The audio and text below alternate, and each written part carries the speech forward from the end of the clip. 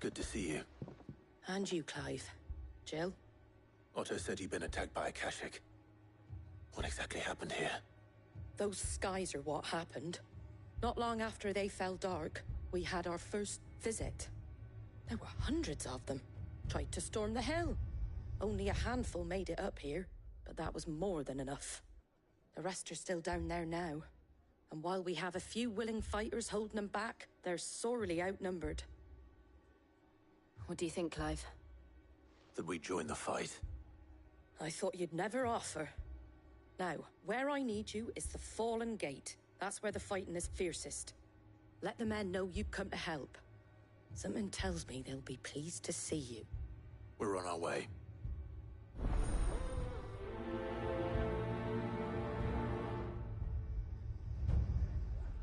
Do you think there are as many as Martha says? More.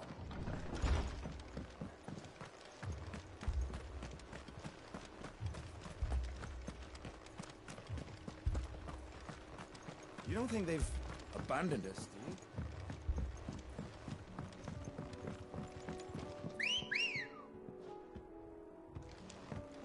Ready, go?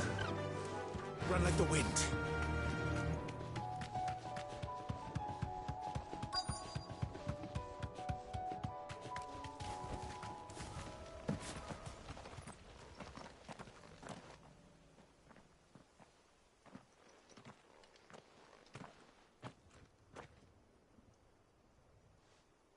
Clive, wounded.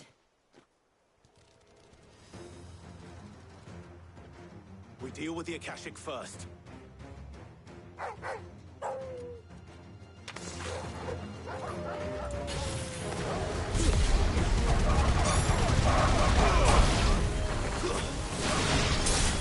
You're finished.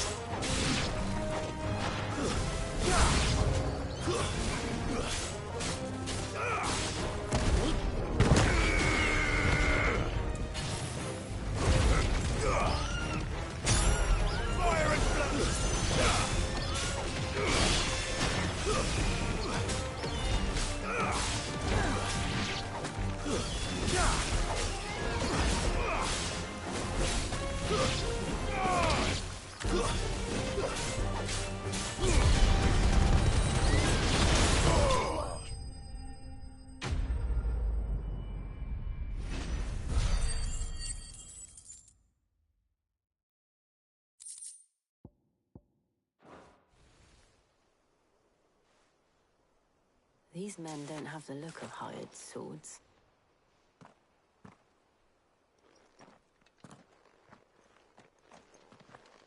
If you've come to rob this place.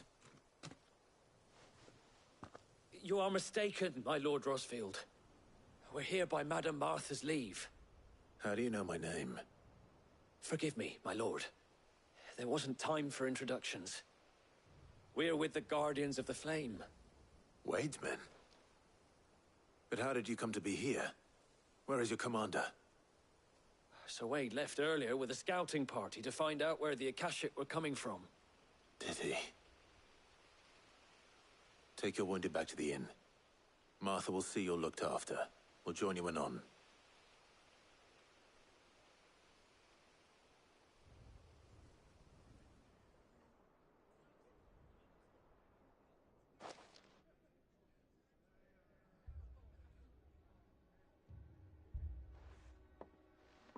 And to think you took them for thieves. A fine reward for holding off the horde, that is. When did Wade and his men arrive? Not long after Rosalith fell. The Guardians asked me to shelter some of them that had lost their homes. They were making ready to leave just as the skies turned, and we agreed it was best we stuck together. Martha! Trouble! The scouting party's almost at the lift, but they got a pack of Akashic snapping at their heels! And they got wounded with them!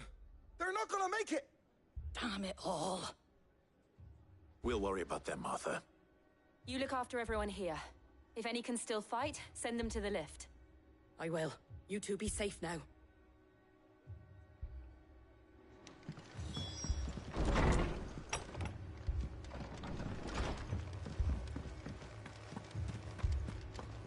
Muy.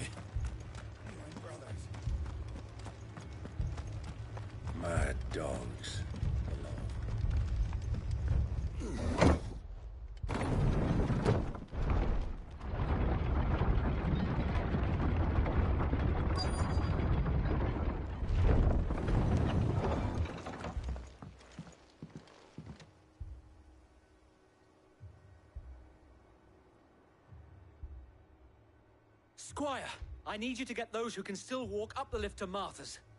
But what about... I didn't ask, Oscar. Sir. Sir Wade. Lord Rossfield. If you aren't a sight for sore eyes. Martha seemed to think you might need some help. And by the looks of it... We thought we could sneak by them. But we didn't know there would be so many. How could we have? Behind you!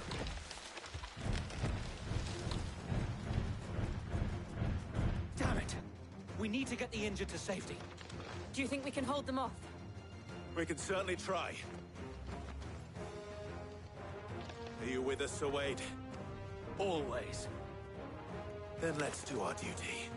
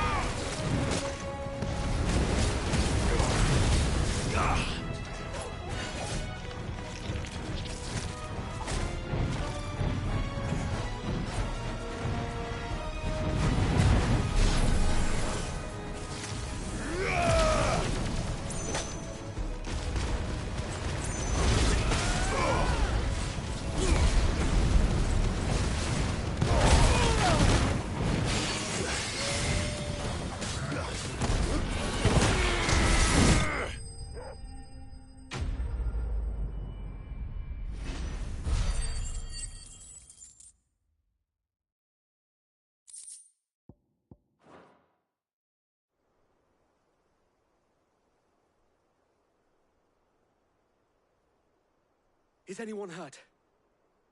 I don't think so. And yet again, you've pulled me from the flames. It's just a pity I keep walking into them. You've never been one to shy away from danger, Sir Wade. Like any shield worthy of the name. I see you're all in one piece. Martha! Is something wrong? The lookout saw smoke coming from down Eastpool way. Too thick to be a hearth. A second horde. Feel like finishing the job. Always. Jill and I will make for Eastpool. You'll need to move the injured without us. Don't you worry about them. The moment my men are safe, I'll follow. Good luck.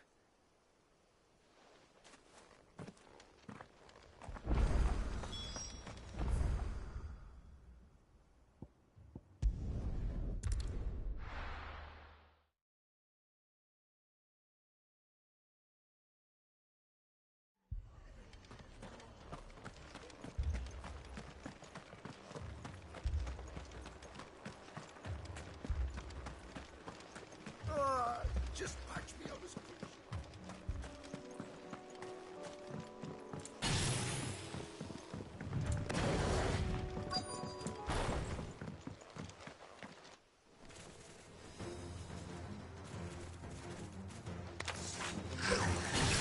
They're headed for the rest.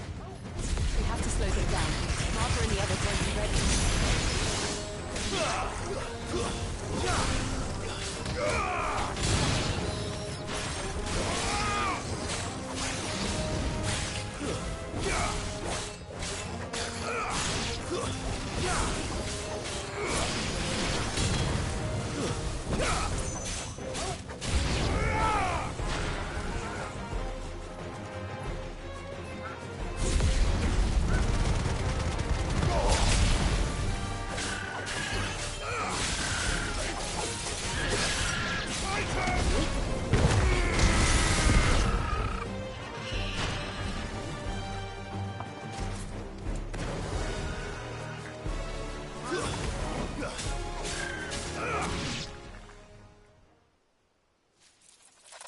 Something's coming.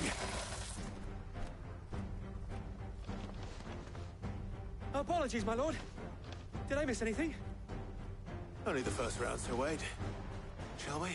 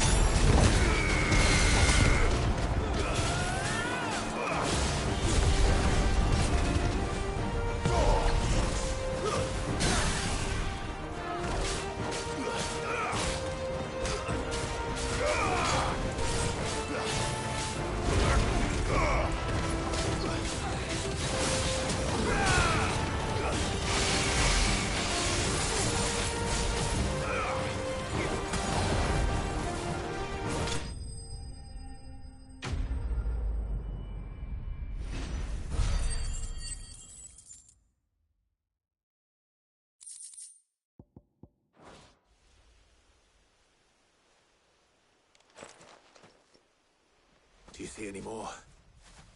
No. I think that was the last of them.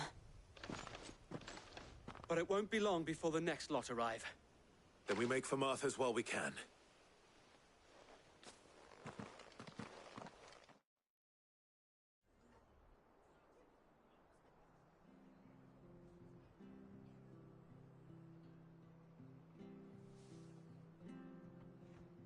What did you find out there? The same as Sir Wade. Scores of Akashic. Well, wherever they came from, they're gone now. Our lookouts say the lowlands are clear. Hopefully we'll have enough time to lick our wounds. How many of your men were injured? A damn sight less than if you hadn't turned up. Thank you. It was a hard-fought victory. But as long as the skies remain dark, I fear the Akashic's numbers are only going to rise. It's not a matter of if the Horde will be back, but when. And whether that's sooner or later, we'll need to be ready. The inn here affords a good view of the land, and is easily defendable. I'd like to make this one of our outposts. What do you say, Martha? You'd have more men to guard the rest. Well, when you put it like that, of course they can stay.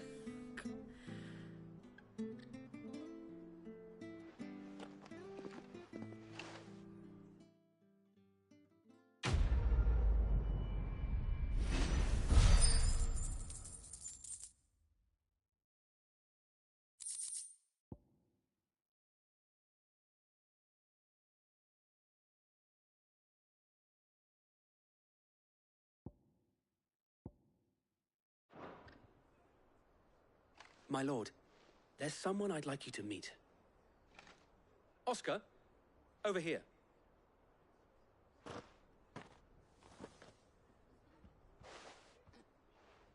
It is an honor to make your acquaintance, Lord Rossfield. I am Oscar. Oscar of House Murdoch. Murdoch? I wasn't aware the Lord Commander had children. Oh, he didn't. But his brother, my father, did. I am Sir Rodney's nephew.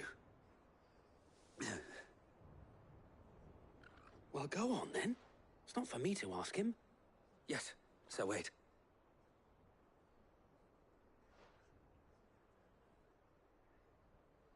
If it please you, my Lord Marquis, might you take me as your squire? I would learn the duties of a shield from the finest. I'm sorry to disappoint you, Oscar. But I'm a shield no longer. Nor was I ever the finest. And spending time in the company of an outlaw hardly seems a fitting education for one aspiring to take his oaths. My Aunt Hannah once told me that a man is not defined by his title, but what he does in its name. You have accomplished much since taking on the mantle of Cid, winning no little honor in so doing. And I would sooner serve under an honorable outlaw than an unworthy shield. Not that Sir Wade and the other Guardians are... I mean to say that, they're... It's all right. We know what you mean. There is only so much the boy can learn from me, my lord. But a squire. Would that really be so bad? You were a squire once. And I'm certain Sir Rodney would approve.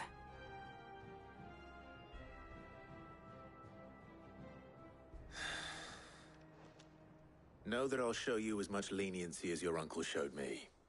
I would not have it any other way.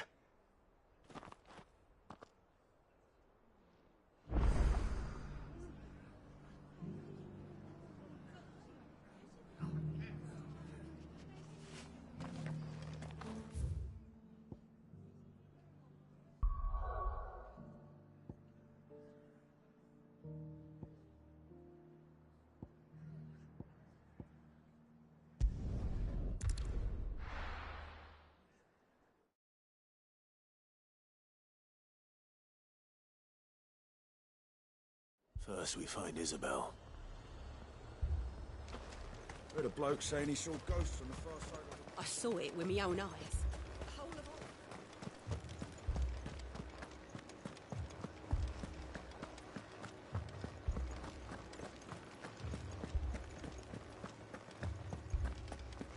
I can't do it.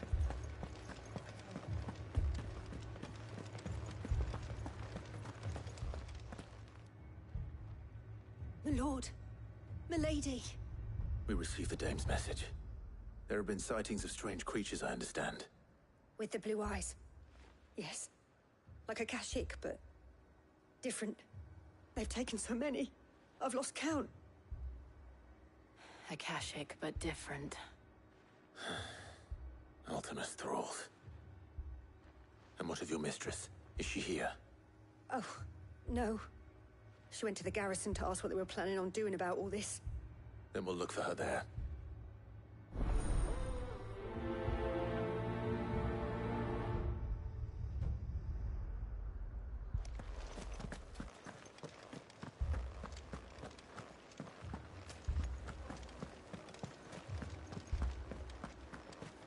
We could leave.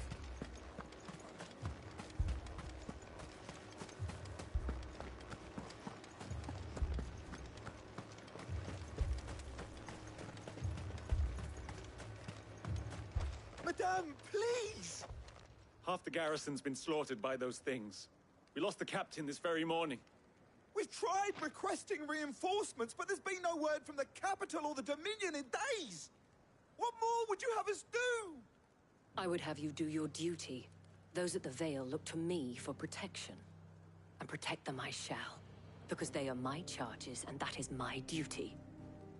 In case you have forgotten, the people of this town are your charges. But more than that, they are your people. Your sisters, your brothers, your lovers. So you have a choice. Lay down your sword and watch as they are slaughtered, or take it up and do what is right.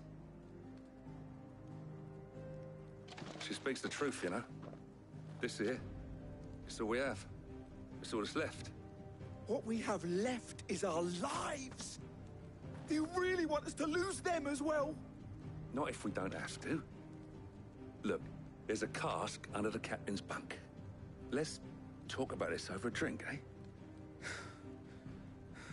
I'm listening. I'll have a word with him.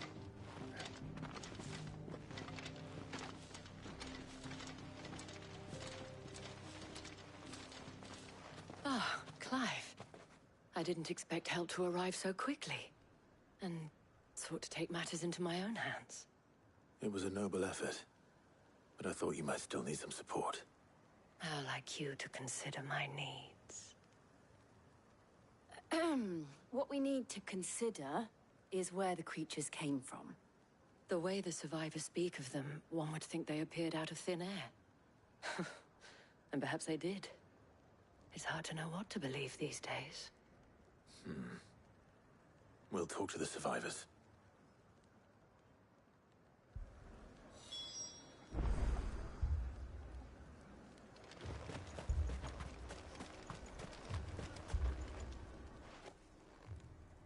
You're a pikeman, yes? What happened? I've got family in Moor. I heard the flood was spreading, so I went to see if they were all right, and a pack of them glowing things found me in the meadow. I ran for my life. I never did get to the village. Leave that to us. My family.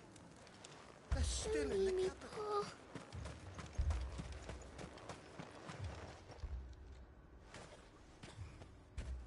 Did you see the creatures that attacked you? Creatures? Yeah, they came out of nowhere. They went for Joseph first, then me, and then they were just gone. Do you remember where you were? On the road from Oriflamme. We just passed Moor when... Where's my Joseph? It's all right. Just rest now. At least we have an idea of where the thralls might be now. We should head for more.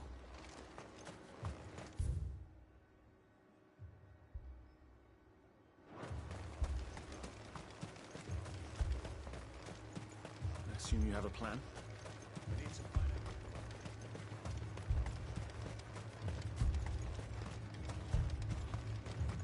It was all they could do to escape.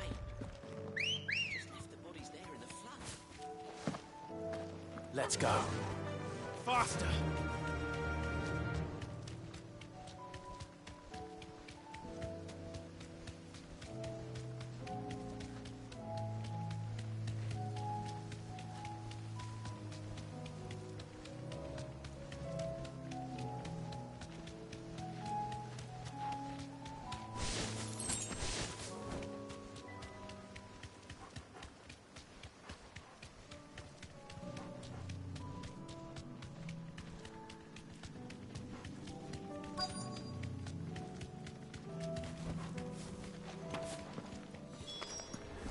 Clive, look.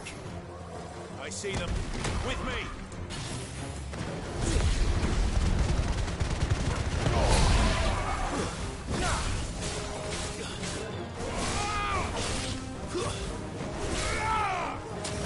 It's over!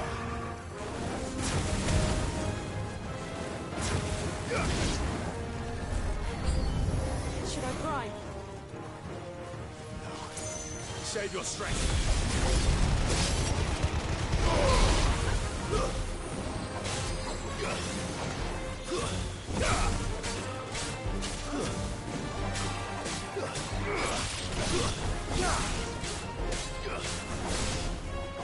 You're finished.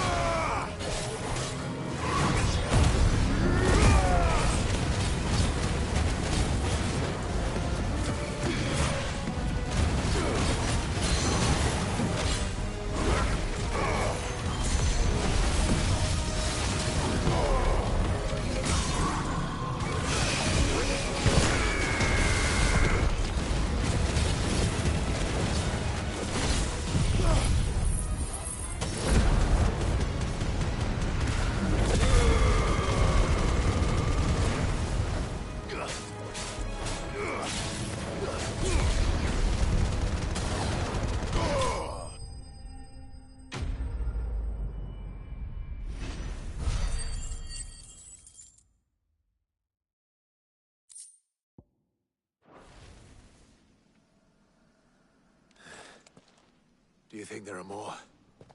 There are always more. But I'd say we've done what we can for the time being. Then we should let Isabel know.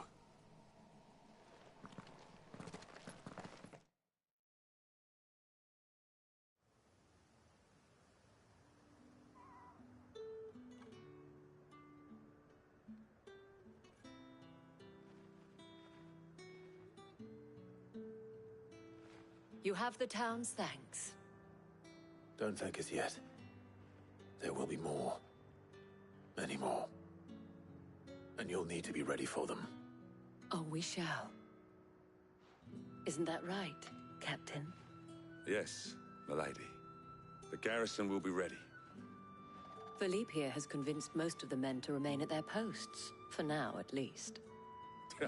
Hearing that the Dane would look kindly on any man who committed himself to the task certainly didn't hurt. It's not the most selfless of motives, I'll admit. But whatever it takes, eh? Now me, I never needed convincing. I became a soldier to protect the people I love. And the people I love include the one standing before me. Handsome and chivalrous. Now, if you don't mind, I have sentries to post. Milady.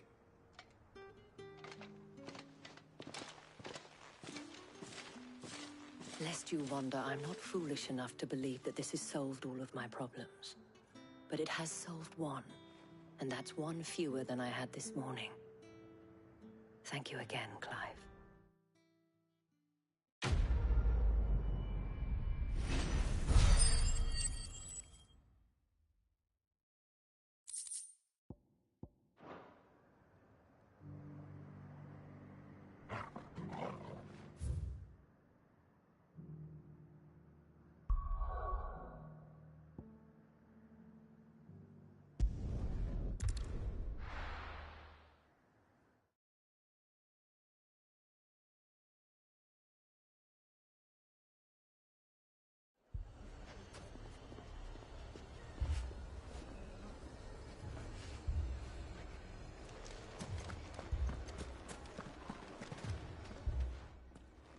Sid!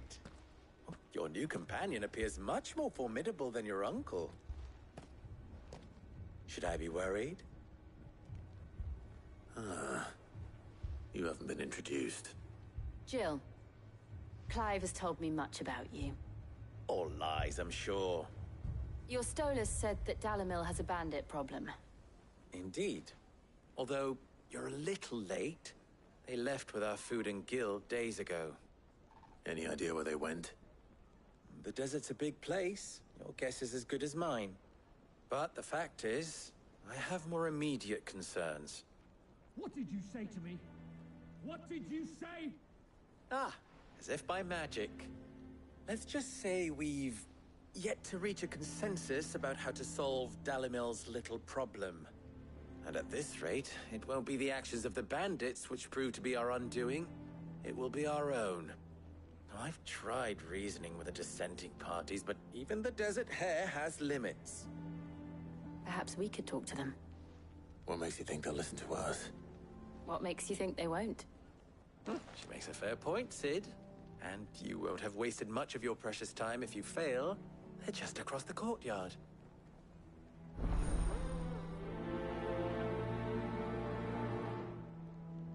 Suppose we just follow the shouting.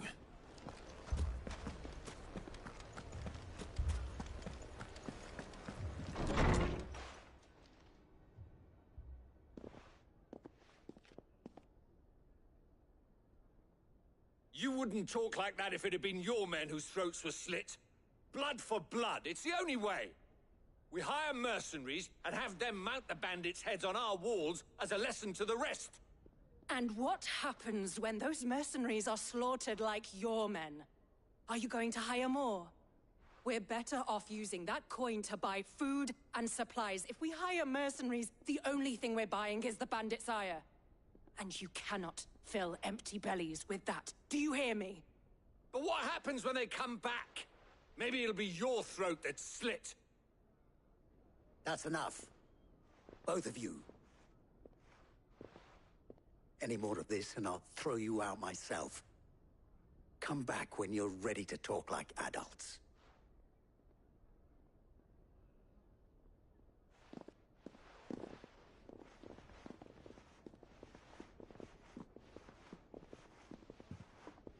Victor.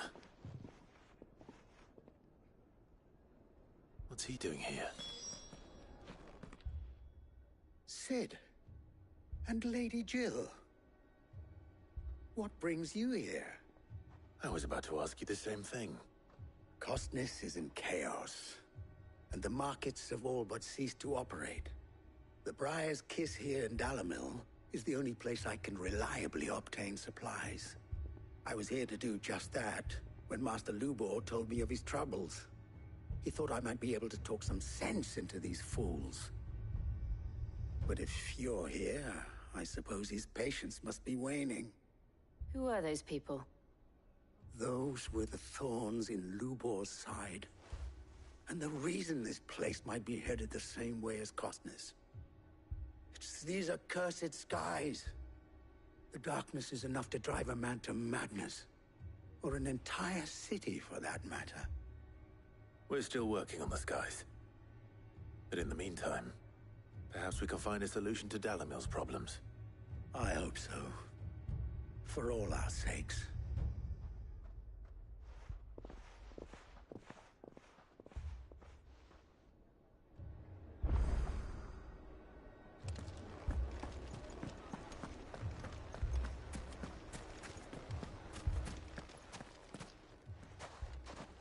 So, you see my predicament?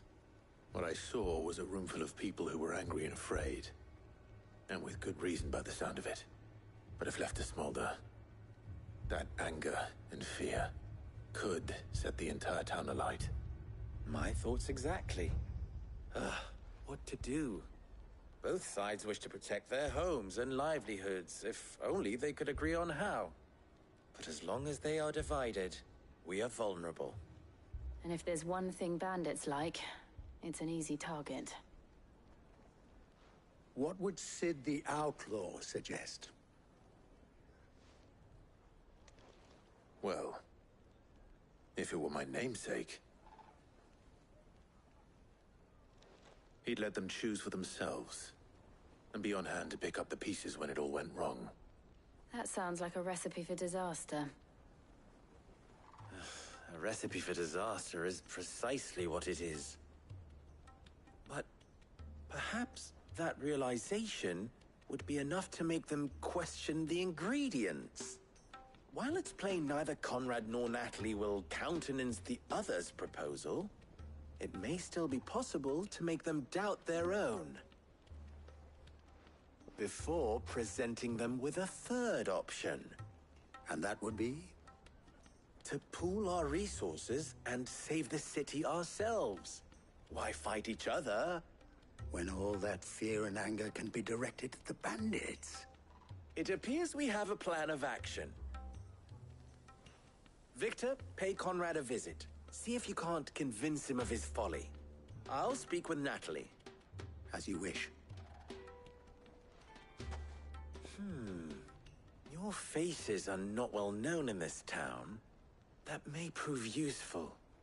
Don't worry, Victor and I will do most of the talking. You need only play along. Play along? What he means to say is yes.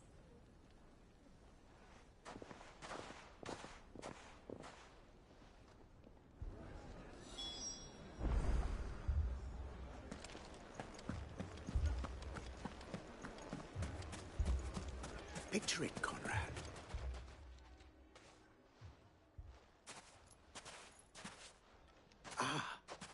Here she is. The Lady of the Spear herself. Conrad, may I introduce you to Jane, commander of the Red Wings, the oldest mercenary guild in the Free Cities. A pleasure, my lady. The pleasure is all mine. As I told you, I summoned the commander here from Canver to inquire about a contract. Victor says you told him no. That there aren't any men left to hire. Is that true? True as the crystals cracked. Nobles came and claimed every last one worth his salt. And not just from us Red Wings. You know of the 7 high houses. There must be 2 swords assigned each one. Granted, we have a few boys left. If it's boys you're looking for. Well, Conrad, are you saying that Dalimil's finest cannot defend this town better than a gaggle of unblooded striplings? That a band of beardless youths could better avenge the deaths of your brave men than you yourselves? Absolutely not. We'll show those bastards who they're dealing with.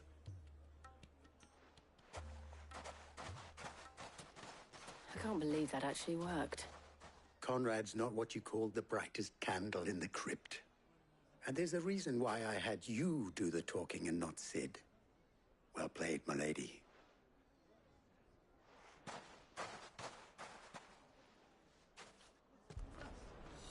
Then let us band together and show these brutes.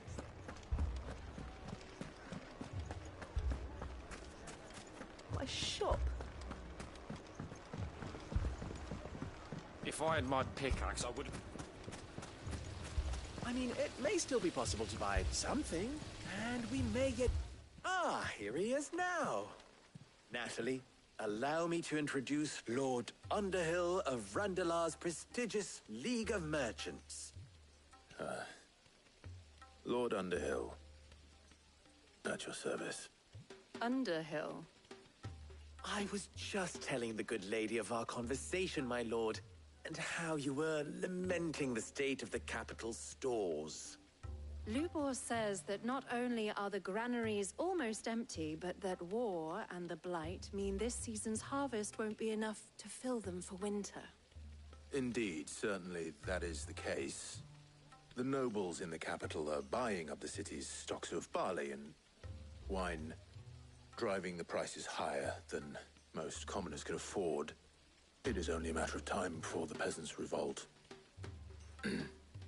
It is worse than I thought. If what Lord Underhill says is true, I fear we have little hope of supplementing our stores, meager though they regrettably are. And while I applaud your endeavors to dissuade our more bellicose citizens from seeking vengeance, I sense Conrad is not wrong in his assessment of the bandits' likely return. Which means that now, more than ever, we will need to secure what little we still have. Food, weapons, herbs, everything. If our humble town is to endure not only this hardship, but those that are certain to follow, we must stand united. All right.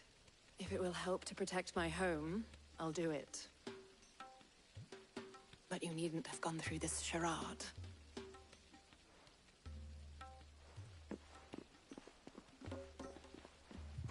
Thank you, Clive. Your performance was nothing if not workmanlike. She saw right through it. I didn't say it was good, merely that it produced the desired effect. Now, my scouts should be returning shortly. Meet me back at the Briar's Kiss, and we shall see what we face.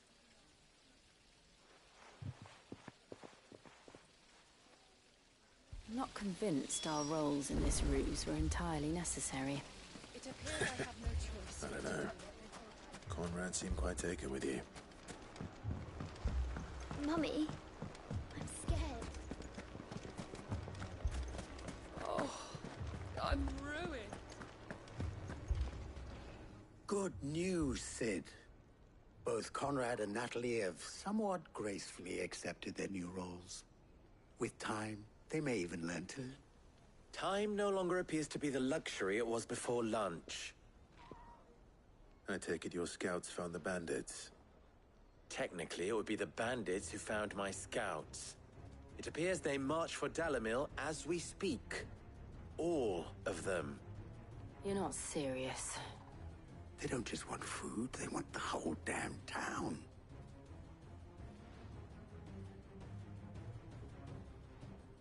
I have a favor to ask. I'm told the bandits march in two groups, one from the south and one from the desert, in a move doubtless intended to stretch our already gossamer-thin defenses. Very well. Jill and I will meet those from the desert. But what of the rest? The rest, my friend, the city shall fight. Together. Mistakes, I concede, are high. But if this does not unite Dalimil, nothing will. That is a lot of faith to put into those who had their hands around each other's throats but a moment ago. Then it will be for us to see that their hands are kept occupied. And I do mean us. I thought you might say that. We'll hold them off for as long as we can. And we will do the same.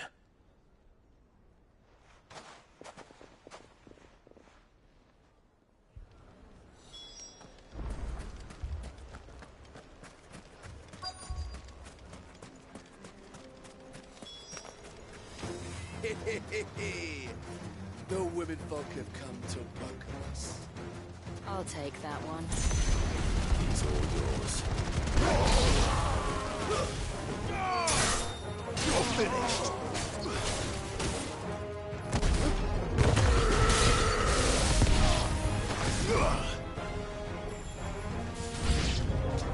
They mean to overwhelm us.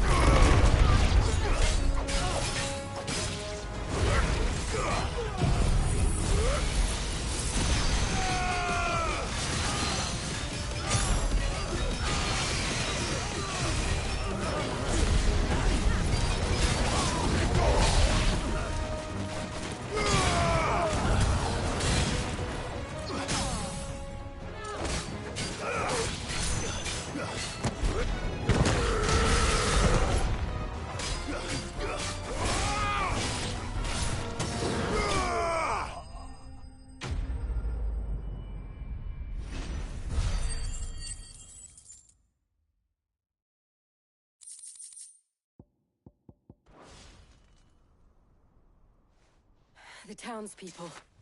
Could they have held out? I don't hear any fighting. What do you think? That we should hurry.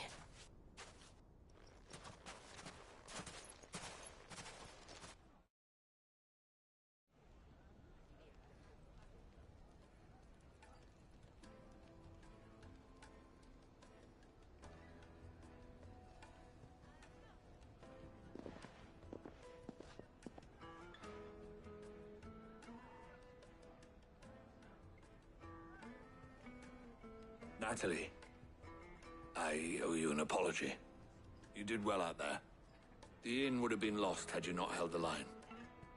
Without you, there would have been no line to hold. You saved us, Conrad. You saved Dalimil. We all saved Dalimil.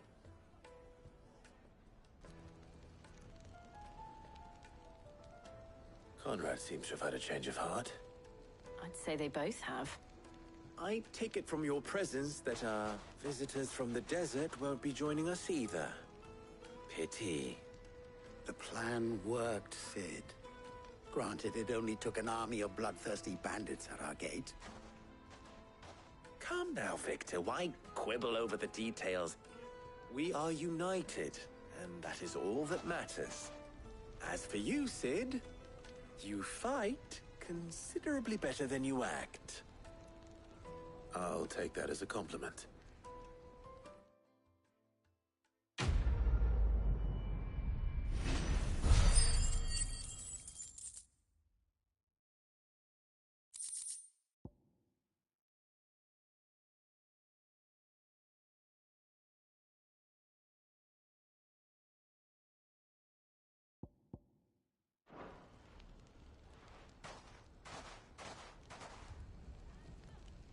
Our friends seem to have things under control. For now, at least. Let's go and put Otto's mind at rest.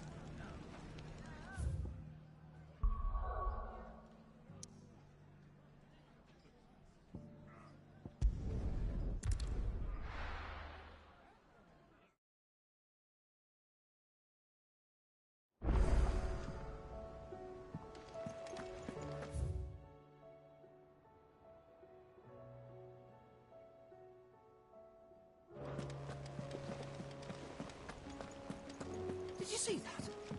Tell me you saw that.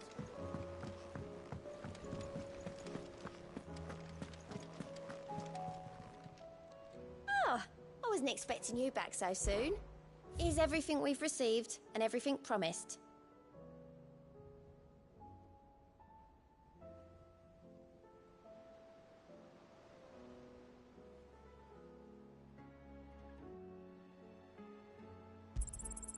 Here you are. Best of luck out there, Sid. Was wondering when you turn up. Had owls from all our friends thanking you for your timely intervention. How is it you always manage to arrive at just the right moment? Luck, I suppose. Any word on the rest of the realm? Let's see. Storm's still crying out for mother crystals. The nations are still in chaos. And the skies are still the color of a kick in the kidneys 2 days on. So... Right. Clive, we knew this was going to happen. Well, not the bleeding skies part, but you take my point. Now's not the time to second-guess yourself. Now's the time to visit the infirmary. Talia says your brother's awake. Thank you, Otto.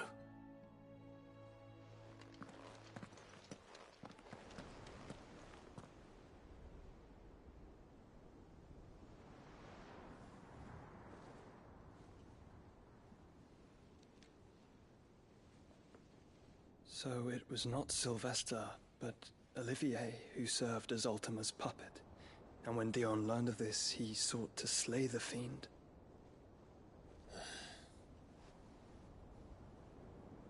Only for his father to take the spear that would have freed him. Enough to drive a man to madness. Small wonder he hasn't stirred. I would be afraid to wake. Had I but reached out to him sooner, warned him of the threat Ultima posed. But now, both an empire and her prince lie broken. Joshua, what do you know of Ultima?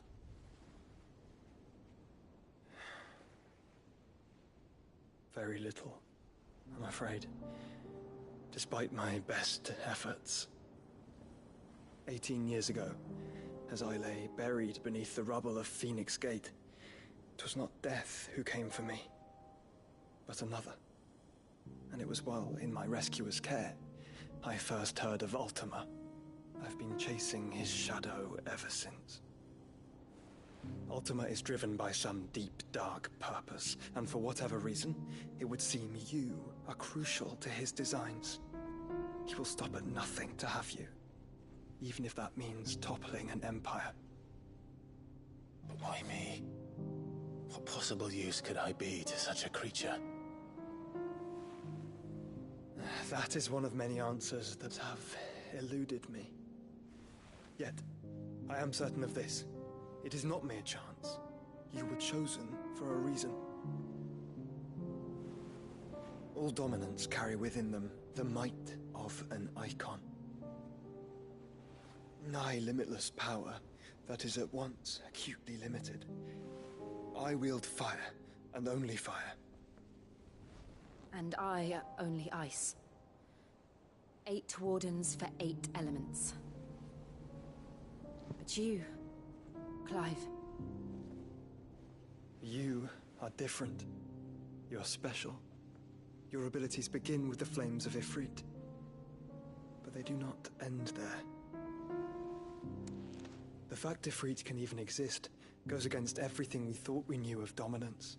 Perhaps Ultima has been waiting for one such as you, whose potential is truly limitless. I've encountered that thing several times now. If it or he, as you say, needs me, why hasn't he claimed me as he did the boy? Were I to hazard a guess, I'd say the two of you are somehow incompatible. His mind not properly attuned to your body. His mind? Mind, awareness, spirit, call it what you wish. But I believe Ultima to be an embodiment of the concept. This is why I struggle and fail to contain him here inside me. I'm sorry. Inside you? With every setting sun, I feel my strength wane. And though the Phoenix's flames mend the prison I have made for Ultima, they do so at a cost. We must find a means to bring an end to him before I meet my own. What were you thinking? It was that or let him take Clive. And I've always had a soft spot for my brother. But that doesn't mean you should sacrifice yourself to save me.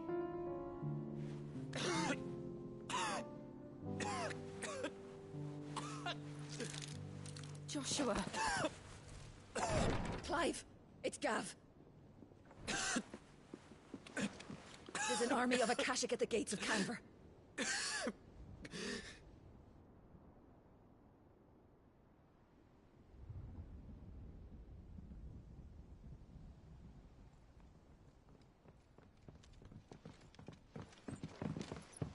Well, what's the short of it? I thought Tyre told you. The capital of the Free Cities is under siege by an army of monstrosities. The city guard are doing their best to stem the tide, but numbers ain't on their side. What of Lord Byron and Mid? Were they able to escape? No, but they're all right for now. They're hiding with Gav at midship. We have to get them out of there. And we shall. Otto, prepare a Stolas. Tell Gav to stay exactly where he is. Understood. Vivian, what's the swiftest route to the Free Cities? That sounds like a question for the map. Look here. This road, through Tabor, should provide the least trouble. Good. What a coincidence. Tabor is exactly where I'm bound. Joshua, bed is where you should be bound. You don't think I told him the exact same thing? Were Tyre not such a talented healer, I would surely have been inclined to agree. But, thanks to her ministrations, I feel I may safely rejoin my attendant, who was to wait for me in Tabor if we became separated. All right, we travel together. Clive. If he stays close to me, he'll be fine. Thank you, brother. I'll look after him.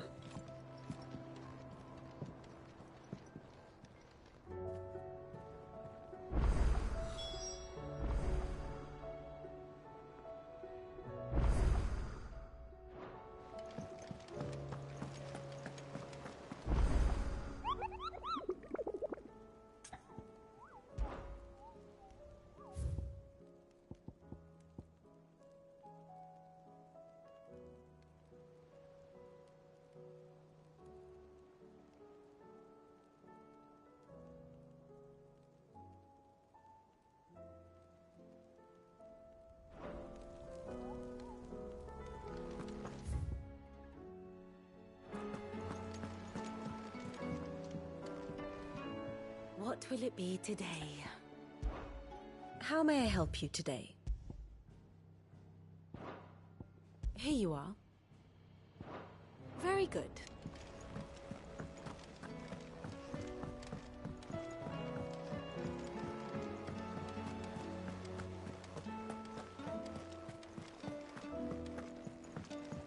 Oh, the moon. It seems the hideaways are...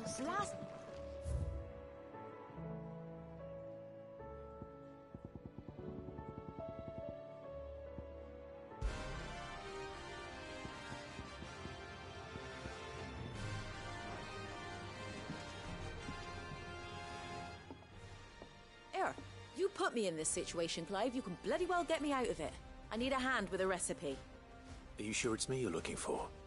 I'm not much of a cook. I'm all the cook will be needing, thank you very much. What I want from you is a little of your time, right? Oh, and perhaps your sword. You remember Ivan's stew, right? Well, despite the look of the thing, and that awful stench, people wolf it down. So I thought I'd try making one of these supposed masterpieces myself. Had a peek at the book and gave it a go, but, well... It wasn't as straightforward as you'd hoped. Ivan had the same problem. Yeah, but this is my blooming kitchen, and I will not be outdone. So if you don't want to be seen as playing favourites, I suggest you lend me a hand. I've never been one to play favourites, Molly. And I would be only too happy to lend you a hand. So, what's on the menu this time? A fried mortress of skyworm. That's one heck of a name, innit? Recipe seemed easy enough to an old hand like myself. Thought I'd followed it to a T. Only, turns out skyworm livers and drake's mint are not what I thought they were.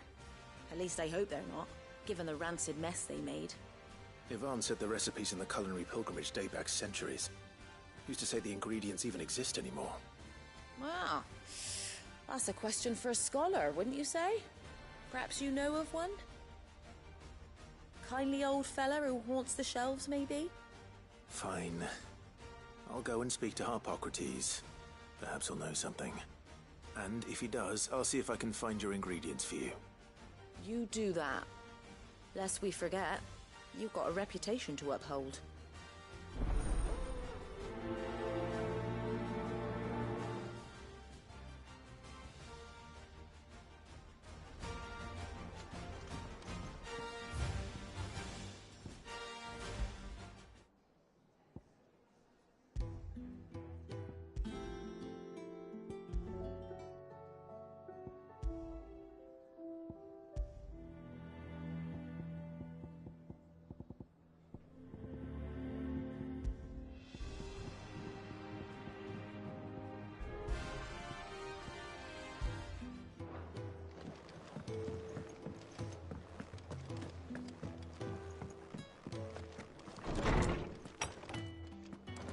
Is a storm coming, Sid? Lawsman Harpocrates. I've come to pick your brain if you don't mind. It's about the book you lent Ivan. Ah, Valisthea, A Culinary Pilgrimage, a classic. One of my favorites, in fact. The young man did a wonderful job with the Chance's stew. I do hope we shall be able to sample more such marvels in due course. That's actually why I'm here. I don't suppose you know where I might find skyworm livers and drake's mint. Ah, so the fabled Sandbrequois delicacy is next on the menu. Delightful. The descriptions of fried mortress never fail to make my mouth water. Now, skyworm is a somewhat antiquated name for the wyvern, their ground livers being the paste from which the mortress is made. Dragon livers. How very Sandbrequois. One would have thought the disciples of Bahamut would have a touch more reverence for their icon's brethren, but apparently not. I believe the specific dragon the recipe demands is the blueback wyvern, said to be the very color of the sea beside which it resides. So we know where to look for our liver. But what about the drake's mint?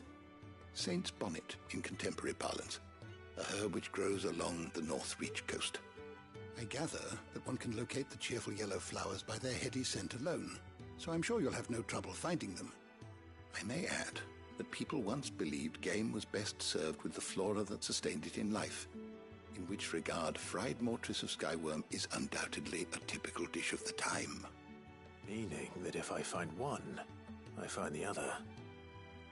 To Northreach, then. Best of luck, Clive. And do save me a bite once the dish is complete.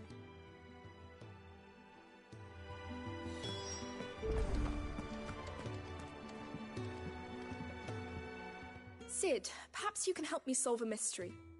I can certainly try. Who's gone missing this time? It's not who, but what. Mid's scales, the ones she made for her workshop. I borrowed them to teach the little ones about weight, and shortly after the lesson, well, they vanished. My first thought was that they'd taken them off somewhere to play, but when I asked, they swore they had nothing to do with their having disappeared. Which almost certainly means they had everything to do with it. Perhaps a visit from Sid will jog their memories. I think it just might. Thank you. I don't like to imagine that my pupils would lie to me. But if they have, I'll have no choice but to discipline them accordingly. They were in the atrium when I last saw them. As always.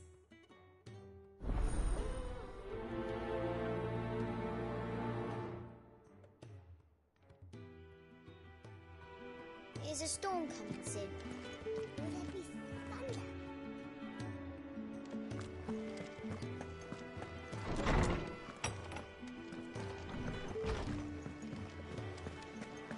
Seems the highway is lost.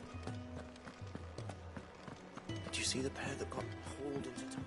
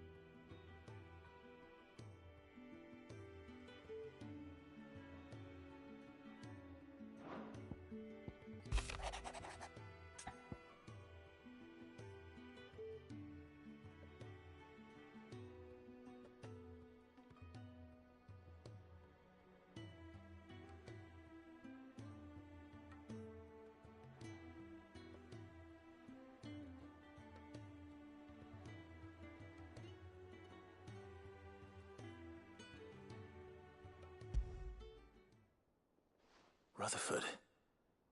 Wasn't that the name of my uncle's manservant? Why would he be at Martha's Rest?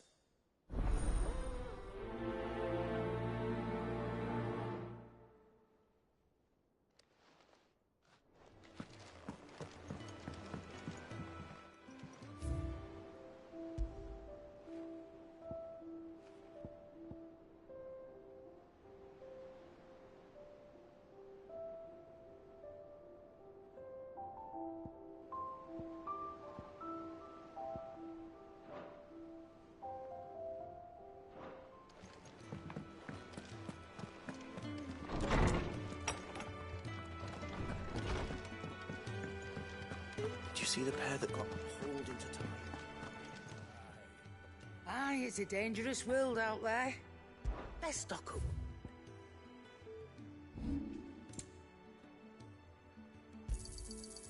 I reckon I can find a buyer.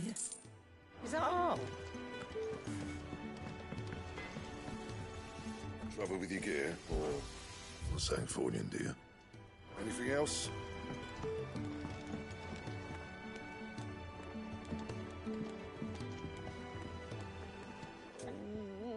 What am I gonna do?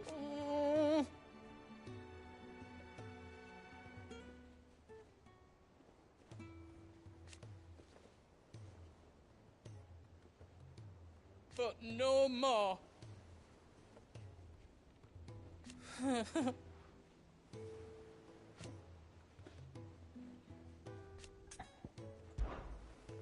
Is everything all right, Goots?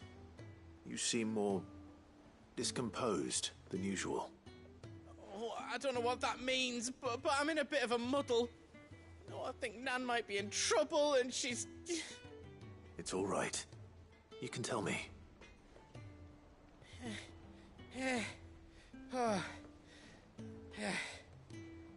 There was a trader came by. One of our usuals, like. Said he'd heard some rotten rumours about her down Dalimil Way. Folk are saying she's been selling to bandits and cutthroats and that.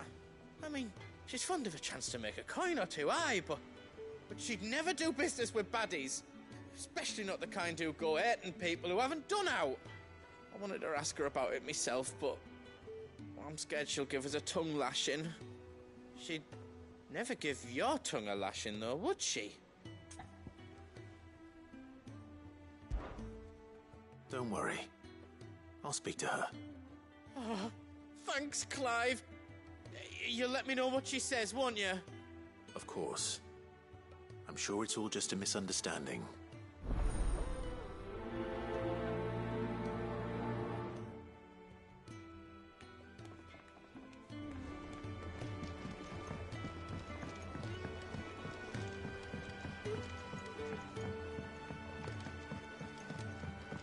I heard the Emperor was impaled on his...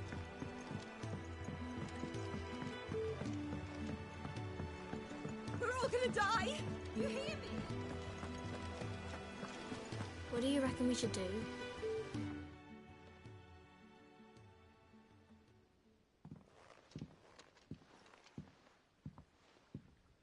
Sid! Hard at your studies, I see. And what is that? It's not a set of scales, is it?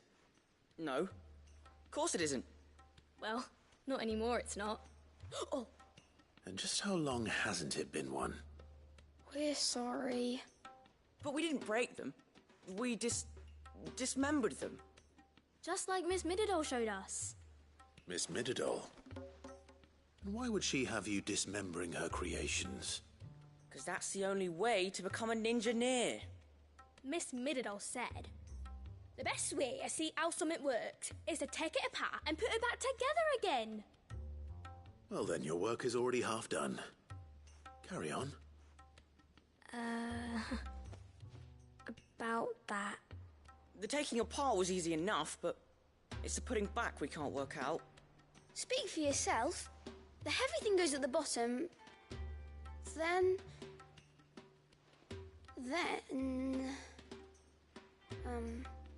You three need to learn to take responsibility for your actions. So let's have a look at these parts with fresh eyes, shall we?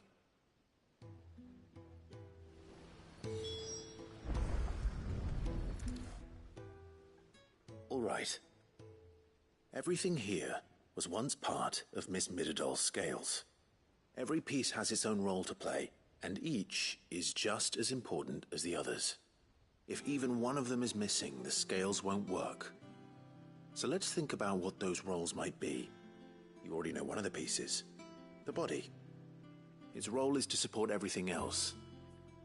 But what of the others?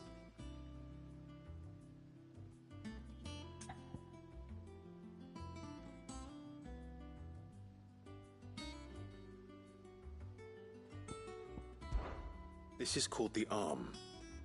Why do you suppose that is? It doesn't look much like an arm. You're right. It looks more like a wing. Like a chocobo wing! You've ridden a chocobo before, haven't you, Sid? Will you teach me to ride one day? I'll think about it. Now, what do arms do? Hold things.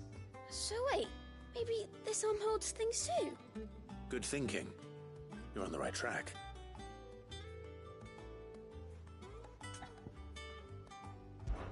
These round parts are called the pans. You all know what a pan is, don't you? I do. Molly uses them in the kitchens to fry bangers. But these aren't for frying bangers, you idiot. They're for weighing stuff. But what if I wanted to weigh Goots? I don't think he'd fit on that little thing. Probably not. What are the chains for? Holding the pans up? Well spotted. Which means something must hold the chains up in turn.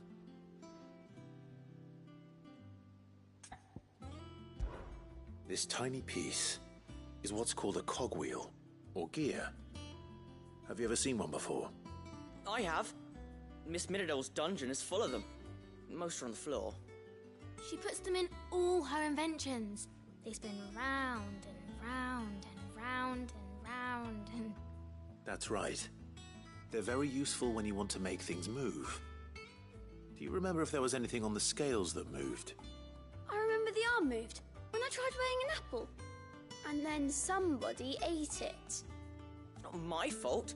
You shouldn't have tried weighing it before lunch. We know what part's supposed to move and how it's supposed to move. So, let's put the pieces together first, see what doesn't move, and then stick the cogwheel to that. Not a bad idea. You see? It's not so difficult. So, now that we've taken stock of the parts and learned what they do, what do you think? I think we've got it. Then here's what we'll do. You tell me what goes where, and I'll put the scales together. Well, obviously you need to start with the body. All the other pieces fit onto it, don't they? And the arms go on the body, just like real arms.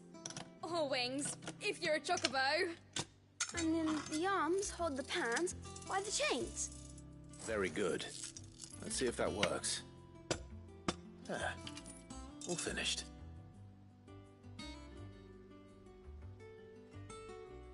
Yes! We did it! Well, with Sid's help. Oh, I just put the pieces together. It was you three engineers who showed me how. That's right. We're Miss Mididol's hairs. Her hairs? Yeah, hairs for the future. She's showing us her secrets now, so we can help out the hideaway when we're older. What do you think, Sid? Are we almost ready?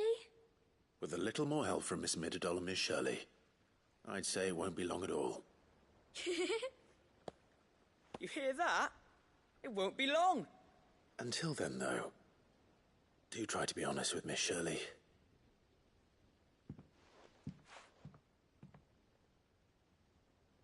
Hey, look!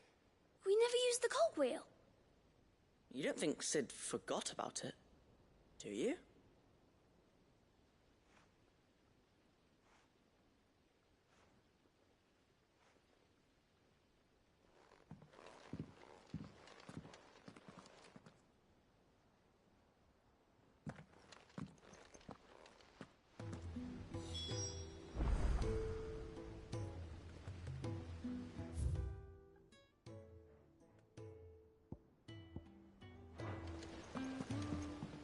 Didn't happen to forget anything, did you, Sid?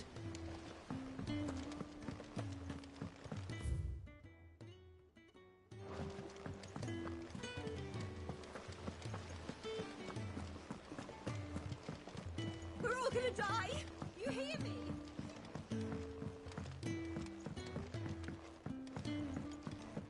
I heard the Emperor was impaled on his...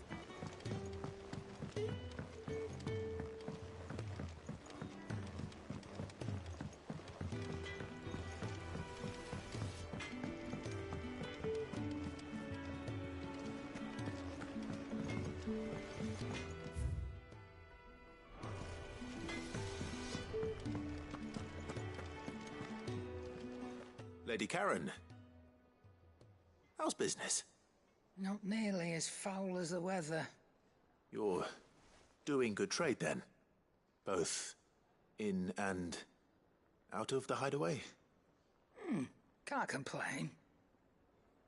Wait, what exactly are you getting at? Not once in 5 long years do you pay my affairs half a care, but here you are today, raking me over the coals like a bloody popoto? Just asking. Out of interest. All right. I'm here because I was told that certain rumors have been circulating. About you selling weapons to brigands. Oh, are you?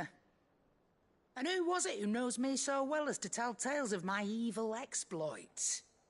I didn't exactly hear firsthand. All I know is that someone in Dalimil has been spreading word to that effect. And what? You believe it? You think I'm profiting off the blood of innocents, do you?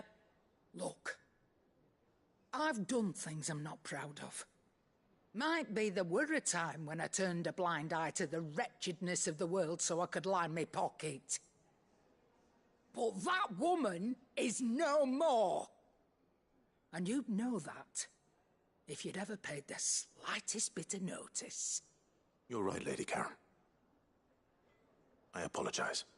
It was wrong of me to doubt you. No, it was. Now, I reckon you've got better things to do than pointing your do-gooding finger at a poor old woman. Of course. Good day.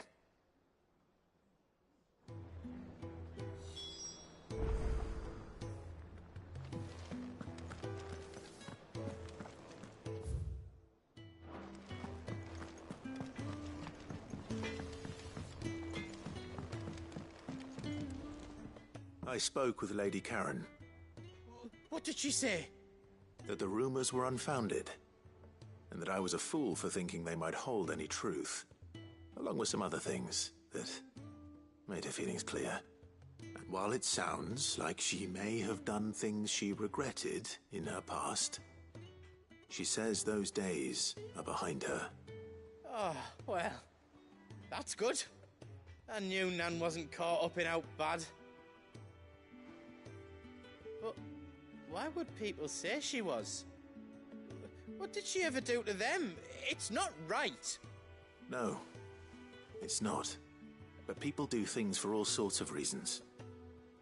Perhaps we'll never know. Well, I'm going to find out. That trader, he said they were all talking about her in Dalimil. So that's where I'm going. I'll find someone who'll tell me, you'll see. Are you sure that's wise? Whoever's spreading these rumors means Karen ill. Oh, right. But that's why you'll be coming with me, isn't it, Clive? I suppose it is.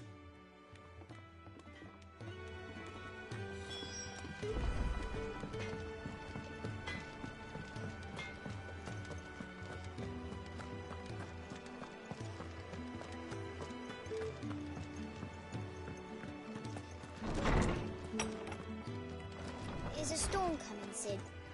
Will there be thunder? Well, did you solve the mystery? It was as you thought. The children had the scales, or the parts of them at least. They dismantled them to see how they worked. Oh, no, Mid will have my head. Thankfully she won't. This might even have been her idea. Although I was the one who ended up teaching the lesson. I'm so sorry, Sid. I know how busy you are. I shall see that the children are properly punished. Please, there's no need. Mid seems to have taken the three of them under her wing. She's even calling them her heirs. She'd have them follow in her footsteps. And her father's. I see. Sid, do you know why Mid has been spending so much time at the hideaway of late? She told me it was because her studies have been interrupted by events in Canva. Is that not true? No, it isn't. The university offered her a commission. In exchange for full tuition, room and board, they asked her to oversee the design of several new war engines. To anyone else it would be an opportunity, but to Mid, who lost both her parents to war, it was a bitter pill. One she was none too keen to swallow. But that should come as no surprise. She's only ever cared about bringing people hope. The very last thing war can be said to do. Which explains her heirs. She's working to give them a better life. And so should I. What's the odd engineering lesson? Oh, you've given them far more than that. And I'm sure they're very grateful.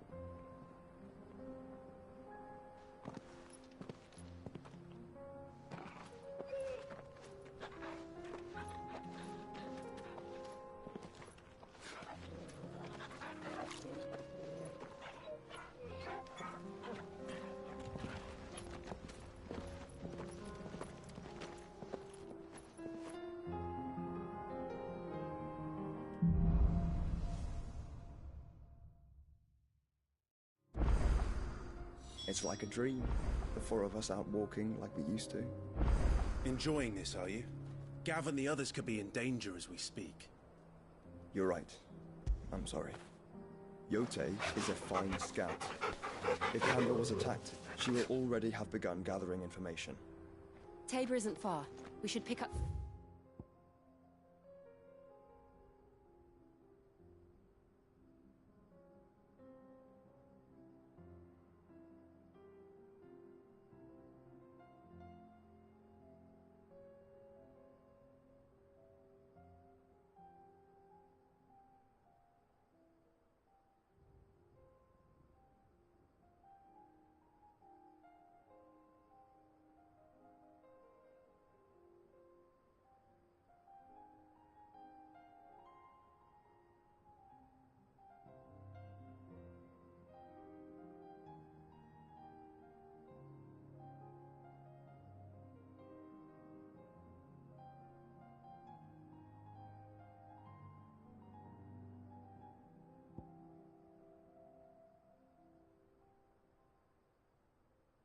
Nice.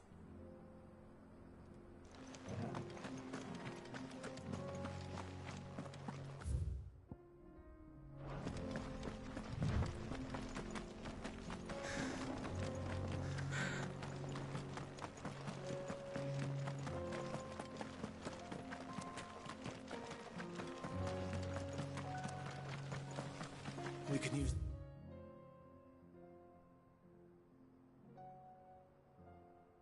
ruins to cross the ravine. Assuming they would allow it, the Echoes have a will of their own.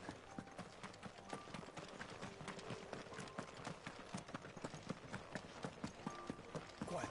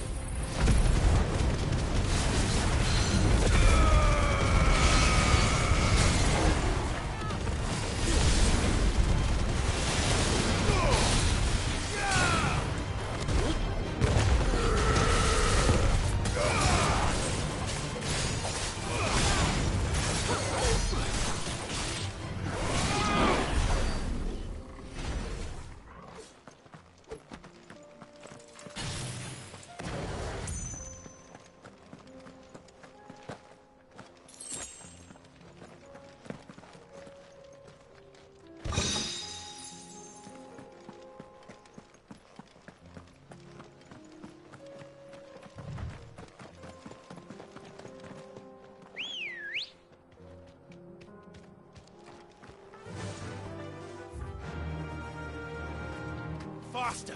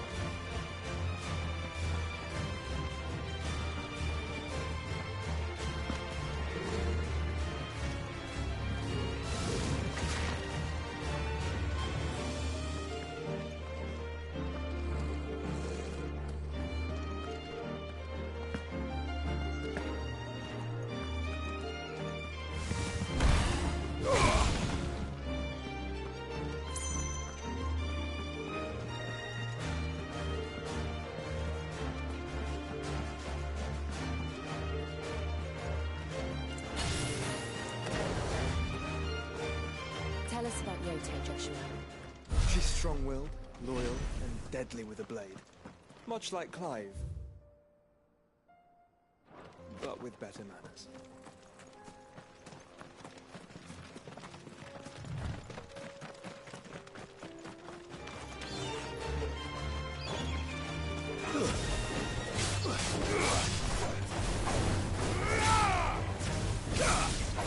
You're finished.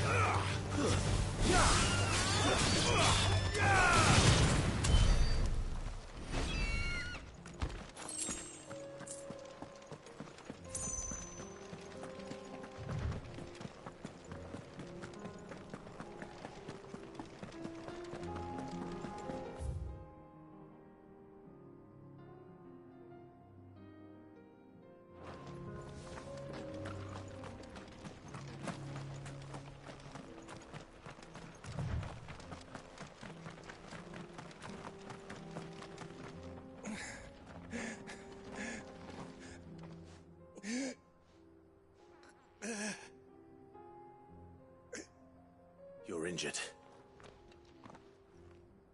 What happened here? Where are your comrades? The ether flood up ahead. It swallowed our camp while we slept. My own men did this. Turned every last one of them. There's a village not far from here. Tabor. The people were kind to us. It's only a matter of time before they won't stand a chance. We can't let those monsters reach the...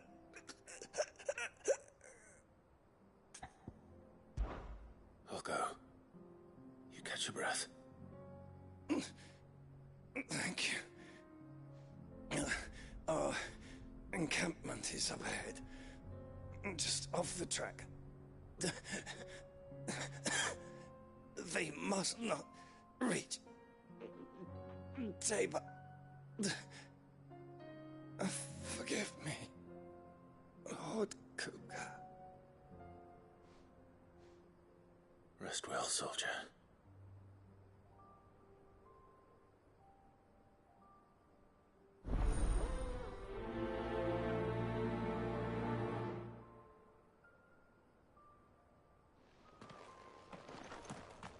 You said the encampment was close. Let's hope the Akashic are still there. Another ether flood. They're everywhere now. We can't go around it. Then we'll just have to be careful.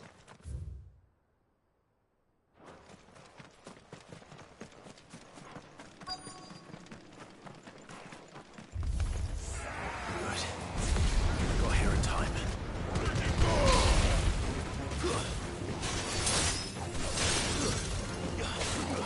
Too slow.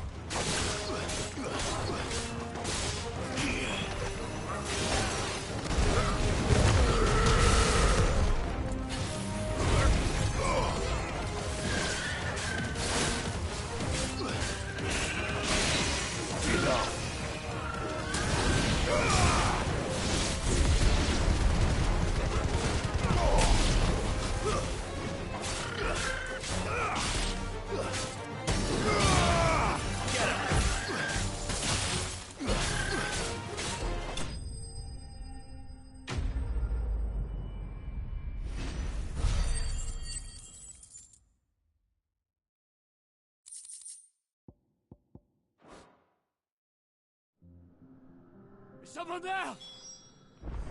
Please, I can't move my leg. That doesn't sound like an Akashic.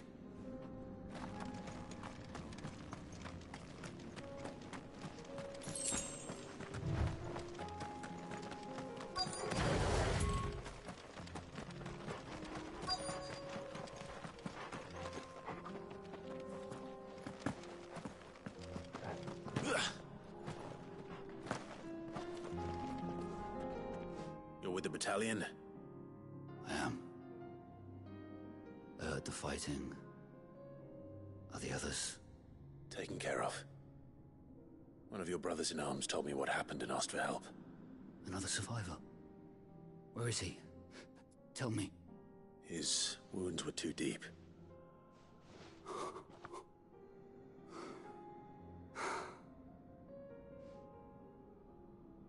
He was right to send you. Those things you slew are no longer my brothers. Tabor is safe thanks to you. Here, you've earned it.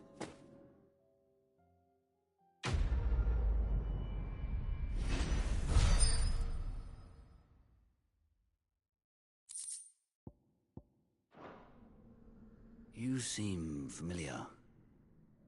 Have we met? You must have me confused with someone else.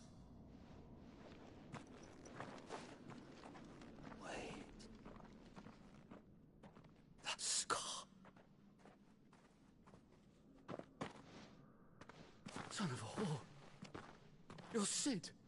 I was there, in Cosnis, when you killed my brothers. I was there in Rosalith, when you killed my commander. My war with Hugo Kupka is over.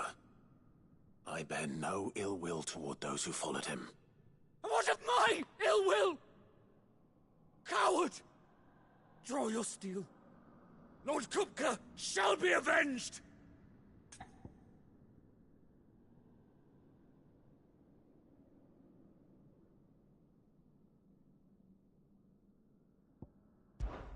Fine. If you insist. For Titan!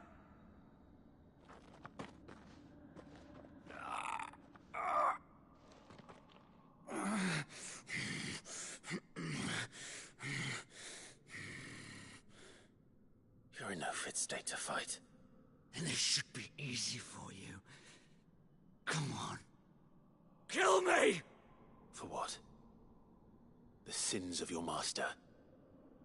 You and I have no quarrel, and I will not strike a man who cannot defend himself. No. I won't be deceived.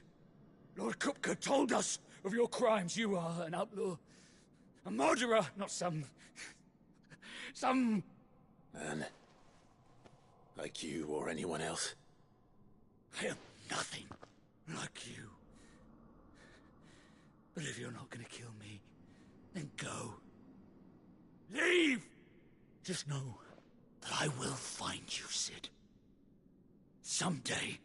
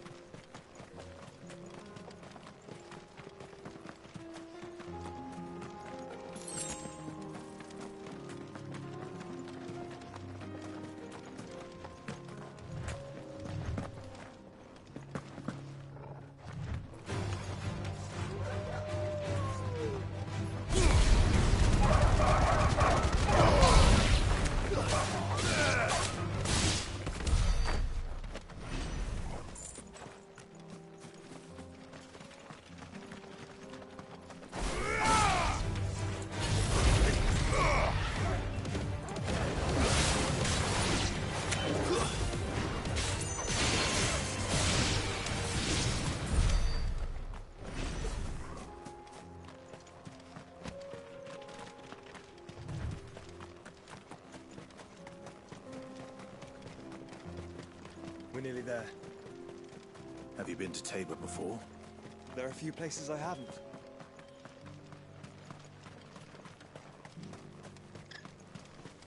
Where now, Joshua? There is a residence just inside the city gates. She awaits us within.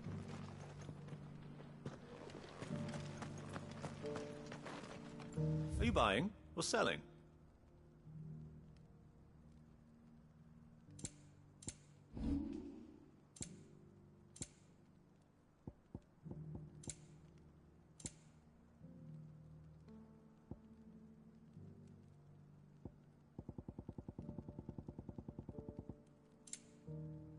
Go safely.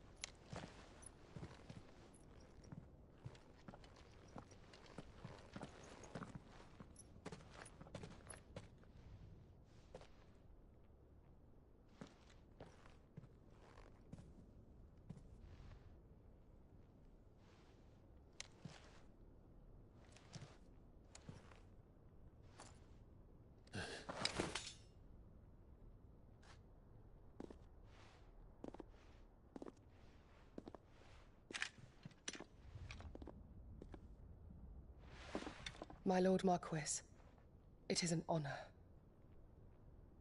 I am Yotei, Knight of the Undying, charged with the protection of His Grace Joshua Rosfield, Keeper of the Flame of the Phoenix. Of course. It all makes sense now. Would you care to elaborate? The Undying are loyal servants to the ducal throne. Or more specifically, to its heir. They have served our family for generations, albeit from the shadows. Since their inception, they have been tasked with the preservation and enactment of the rites of ancestral communion. After the events at Phoenix Gate, it was the Undying who delivered me to safety. And since the day I left Rosaria, Yotei has been my constant companion and protector. Without her sword, I would not have survived my journey across the realm. Rise, Lady Yotei.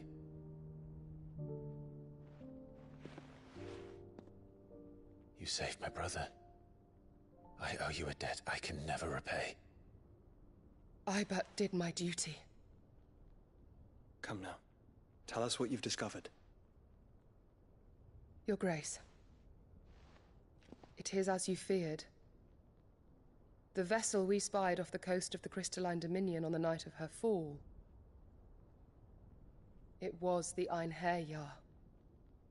Beyond any doubt. The Black Galleon. Joshua, the Einherjar is the Royalists' flagship. What business would they have in the Dominion? Upon learning of Waloed's involvement in recent events at Drake's Fang, I sensed the malign influence of Ultima, and bid Yotei and the Undying look into the matter. We have reason to believe that the Black Galleon weighed anchor shortly after the fighting began, and set a course due south. For Canva. Then it is Waloeda Knights who besiege the cities. What is left of them, yes. And the Black Galleon sails at but one man's behest. Barnabas Tharm.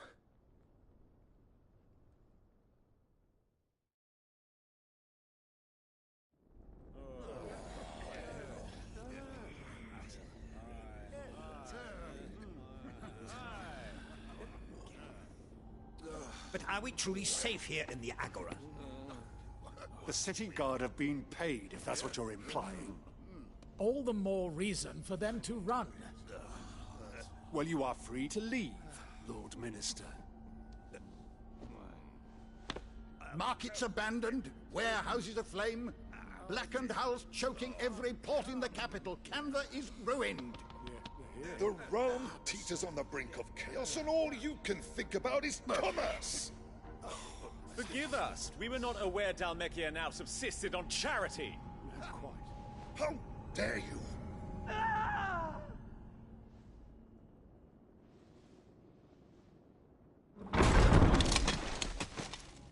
Distinguished members of the Council, you must forgive His Majesty this intrusion. What is the meaning of this? A trifle crowded, but I fear it will have to serve, my liege. Very well. My colleagues, do you not see? The king! He has come to save us from the Akashic.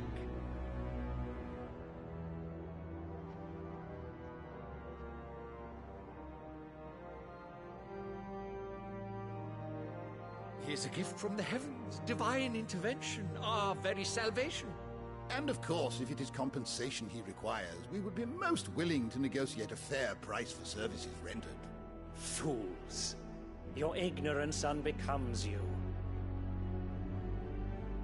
Your Majesty, correct me if I'm wrong, but I would swear that the fiends washing the cobbles of Canva with the blood of her citizens wear the colors of Walud. Ha! So you do not deny it. Guards, fetter them, and see our guests to the dungeons!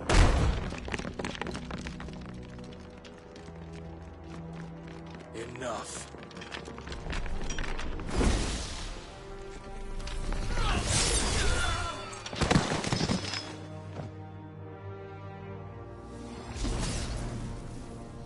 Pathetic creatures.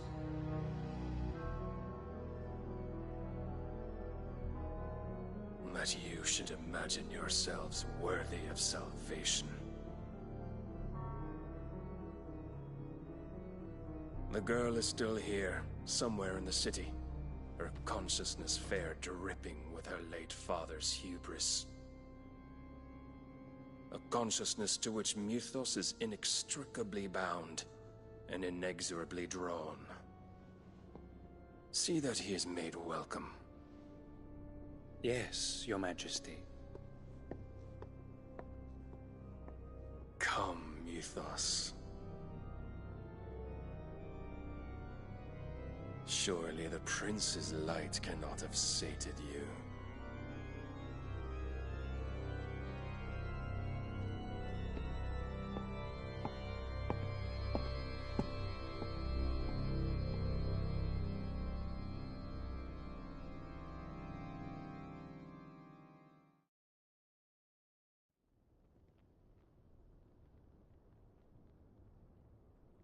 So then, how long has Walud been under Ultima's control?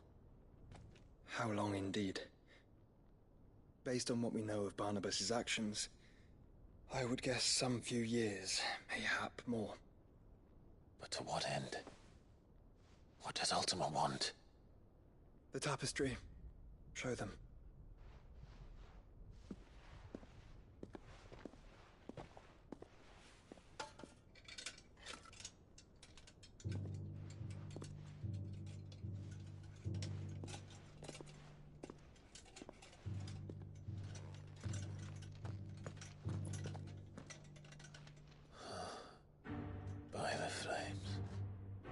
Phoenix Gate, Drake's Breath, and now here.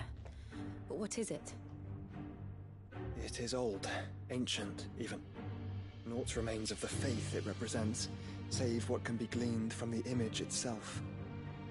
None could tell me what the one in the apothecary meant, even the Undying. But I believe it may be the key to discerning Ultima's purpose. That figure in the center, the one beneath whom the icons congregate, that I believe to be Ultima. He is a god, or at least godlike, his very existence beyond our ken. The icons, and by extension their dominants, are meant to be his subjects, and while some, like Barnabas, have accepted this role, others have rejected it, like you, Clive, which is rather inconvenient, as it appears he needs you most of all.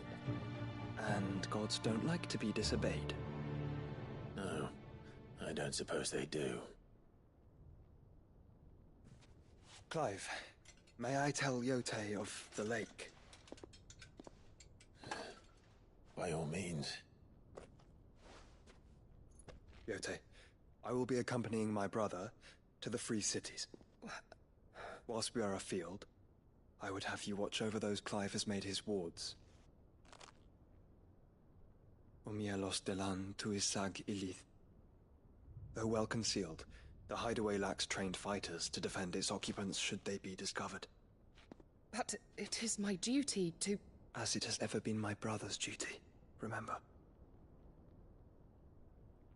If that is your wish, Your Grace. But please be safe. If aught were to befall you, You have my word.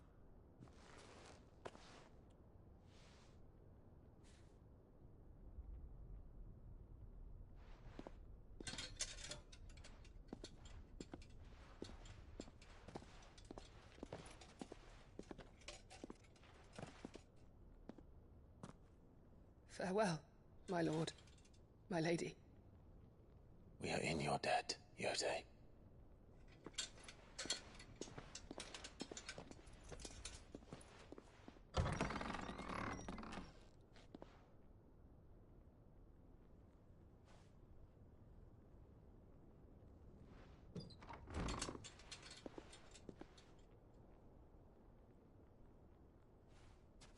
Let's find our friends.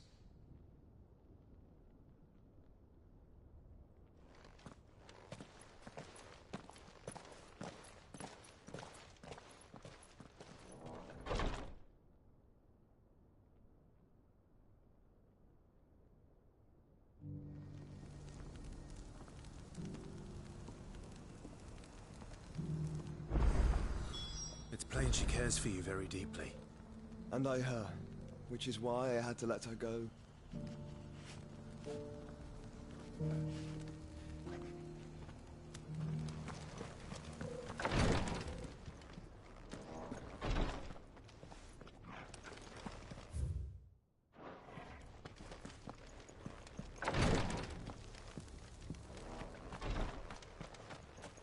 Opportunity beckons. Who among you is bold enough to heed? Is that blade for hire, perchance? Because I have a mind to make a killing. Figuratively, I hope. Well, yes and no. A passing caravan carried with it a rumor most fortuitous for one in my trade, that an elder Dread Evis had been sighted in the fields of Korava. Dread Evis are aggressive beasts. Compelled as they are to acts of violence, few survive to maturity, but those that do develop a hide of phenomenal value. A hide you want to sell? Eventually, yes. Though I would have it tanned first that it might be crafted into marvels the likes of which the world has never seen. Dread Evis skin is a rare thing indeed. But the worked hide of a well-aged beast... Now, that would fetch such coin that Gilbert himself might weep with envy. Bring me that beast's skin, and I will share with you the bounty of our combined labors.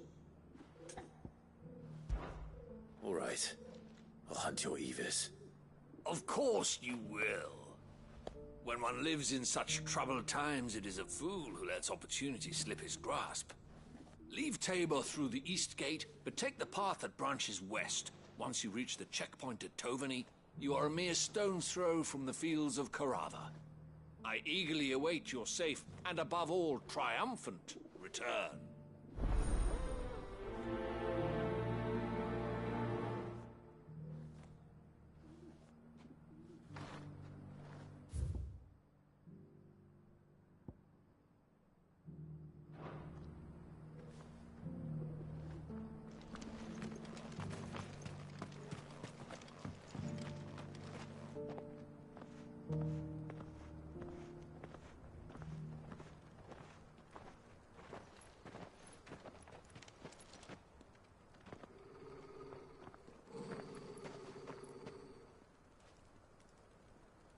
Cyril.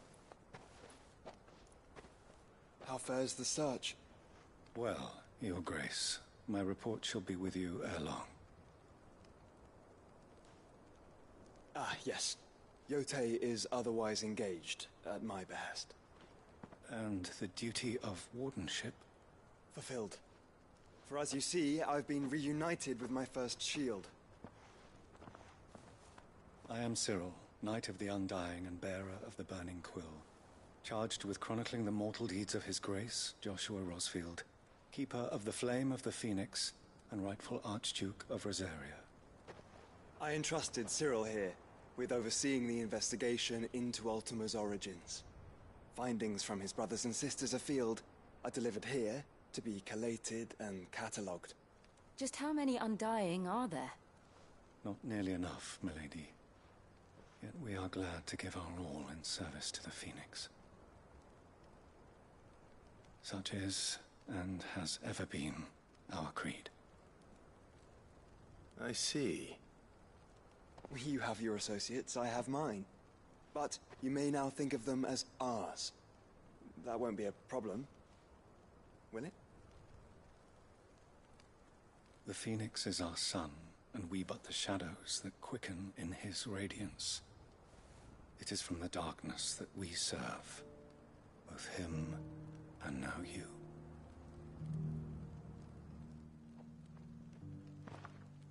Pray accept this token.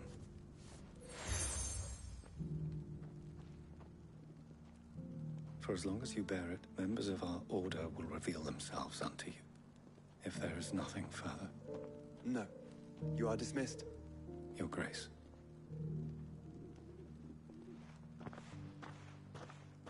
It's a Canva, then. We'll talk about this later.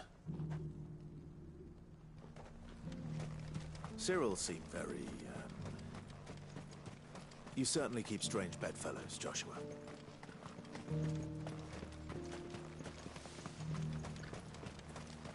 The free cities and a sea.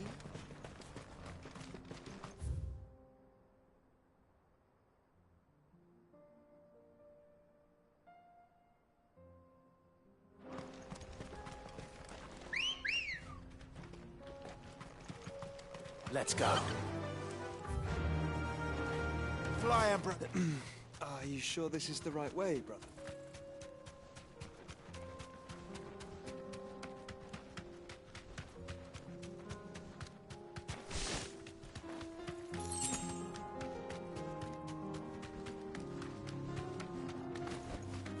You deserve a rest.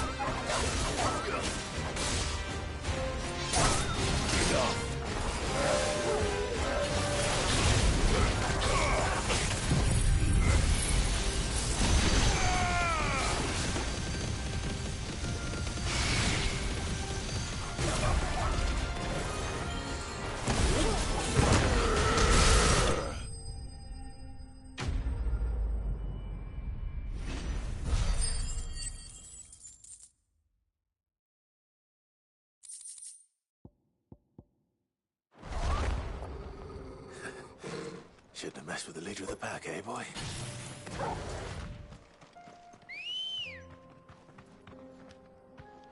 Ready, go?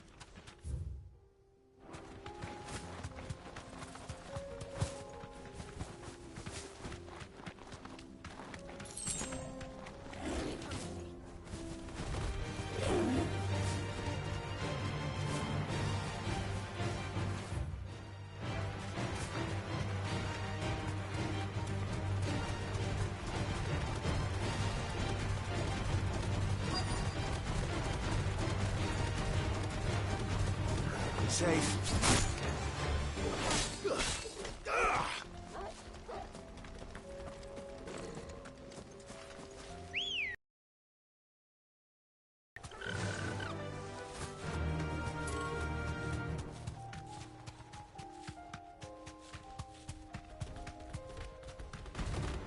No mistakes.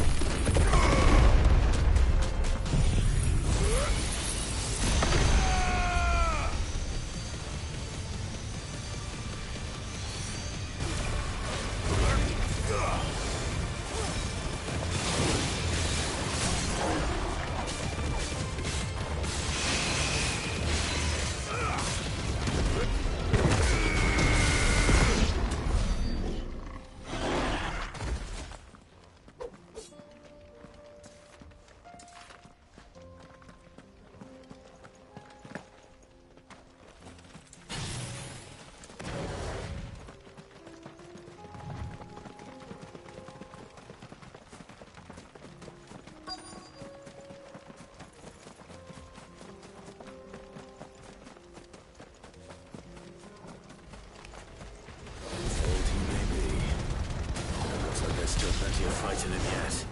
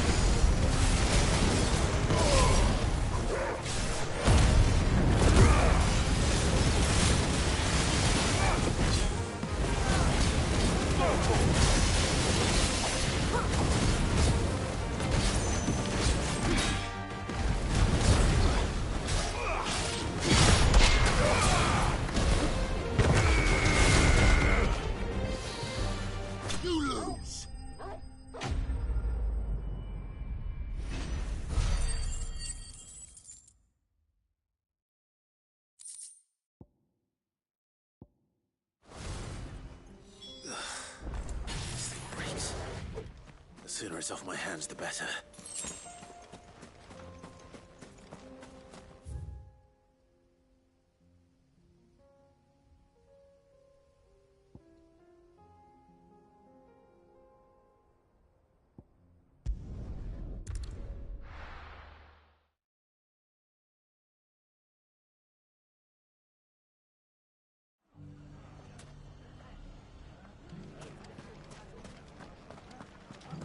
Bandits may be known, but look what they've left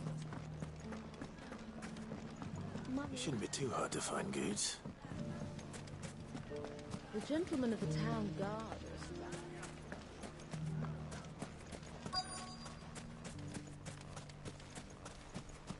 Could be I know something more. What's it? Clive, listen! I found someone who says he's heard the rumours about Nan. Have you? Go on. Tell him what you told me. All right. It's like I said. A wizened old crone by the name of Karen's been selling steel to whoever will pay her price, be they knight or knave. Says the more swords and spears she puts in people's hands, the more war they'll wage. And the more war being waged, the more call for swords and spears. And who will they all turn to keep them in steel? Why, the good Reaper herself. And you've seen this Reaper at work? Aye, it just so happens I have. You'll find her right here plying her trade most days. Here in Delamil? Where exactly? She has a stall here in the market, but if you're not the patient type, you can probably find her at her storehouse on the edge of town. But it'd be a bolder man than me that braved that particular nest of vipers. Feeling bold, traveler? I hope so, for your sake. Now, if that's all, I have places to be. Sorry to have kept you.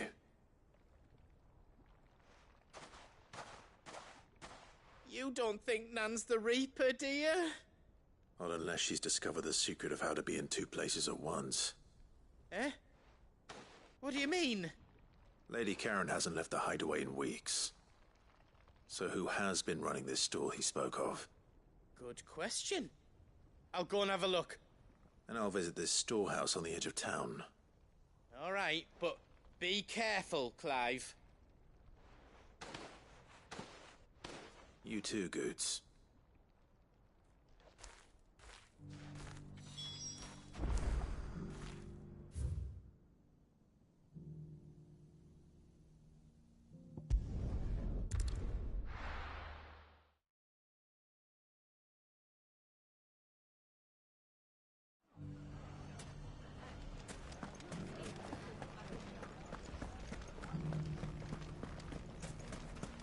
You fought very bravely. The safety of the town is in our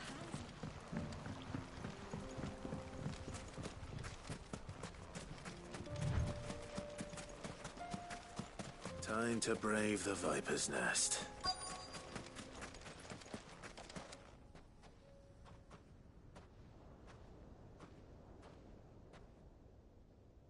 Just you, is it? Thought I might have laid it on a bit thick. It was a fairly unconvincing tale. So, what now? That's up to you. Die a slow death, or a quick one. Boys, he's all yours. But that sword is mine.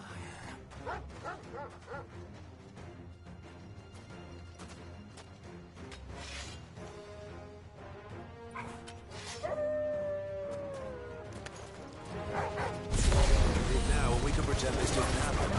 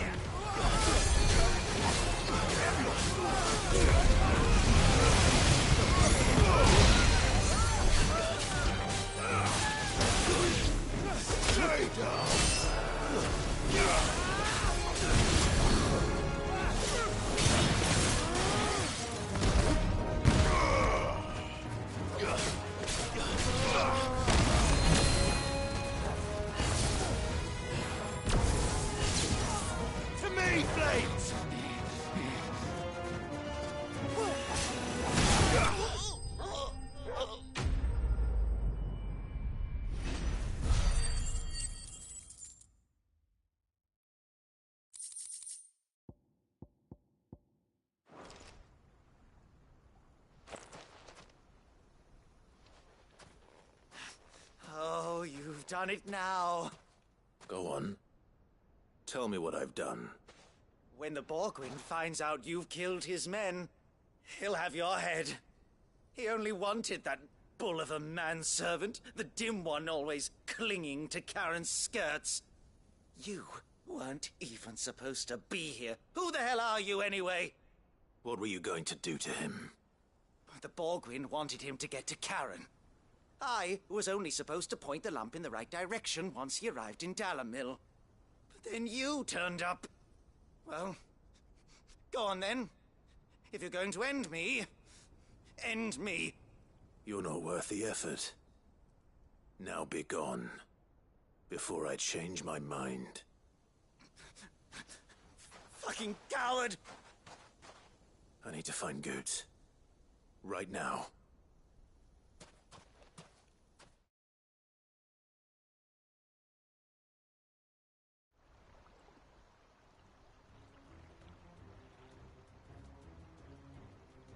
Get your filthy paws off me, you naughty painted lout! Stop calling me names! And stop spreading them horrible lies about Nan! Well, that will be easy enough. For they are not lies.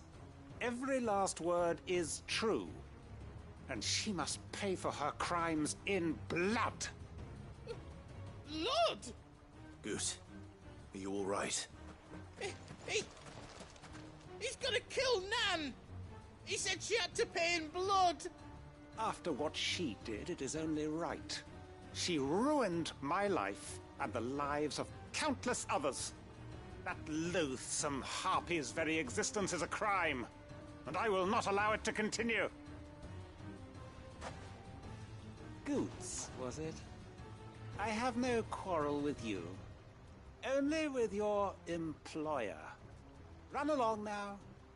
You need not pay for her sins. No. No? I don't care what she did. I won't let you hurt Nan. Promise me you won't hurt her, or I'll kill you myself! Goot, no. Enough, all of you!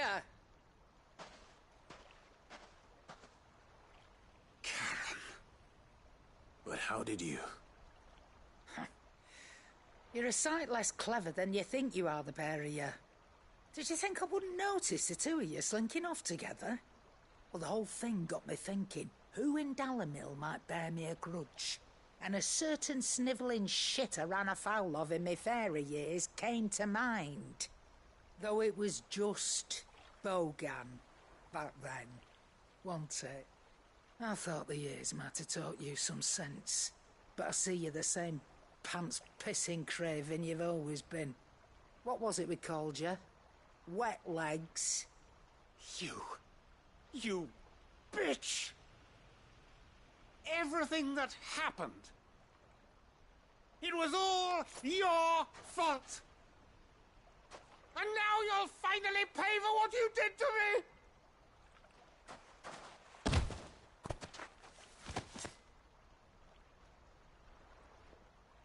Gooch, you...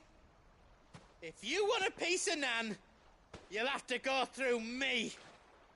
Fuck! You great galoot.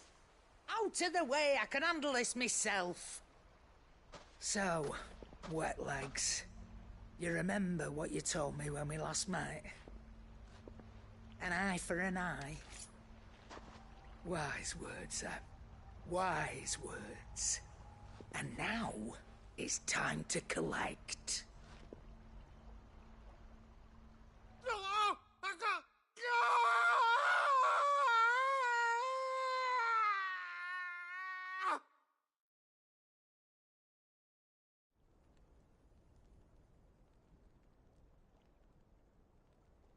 Sorry to keep you waiting. Is he...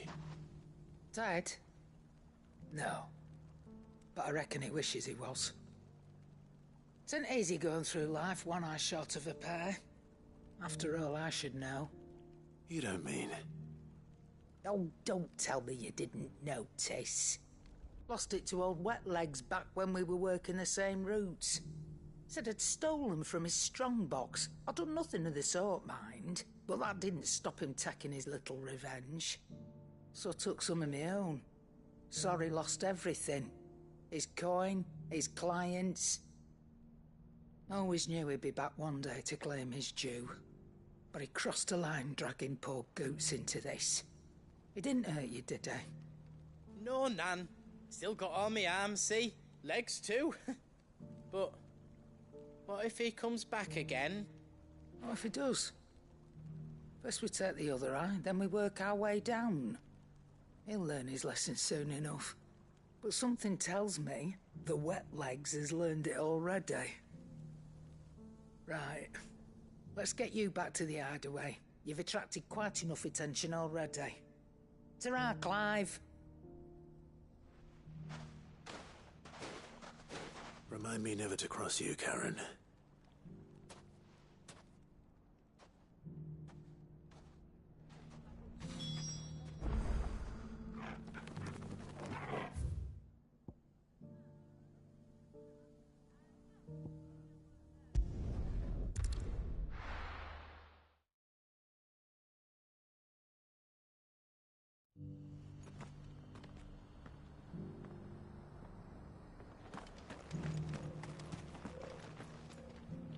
Here's your hide, as requested. I worried you might never return. Quickly, let me see it.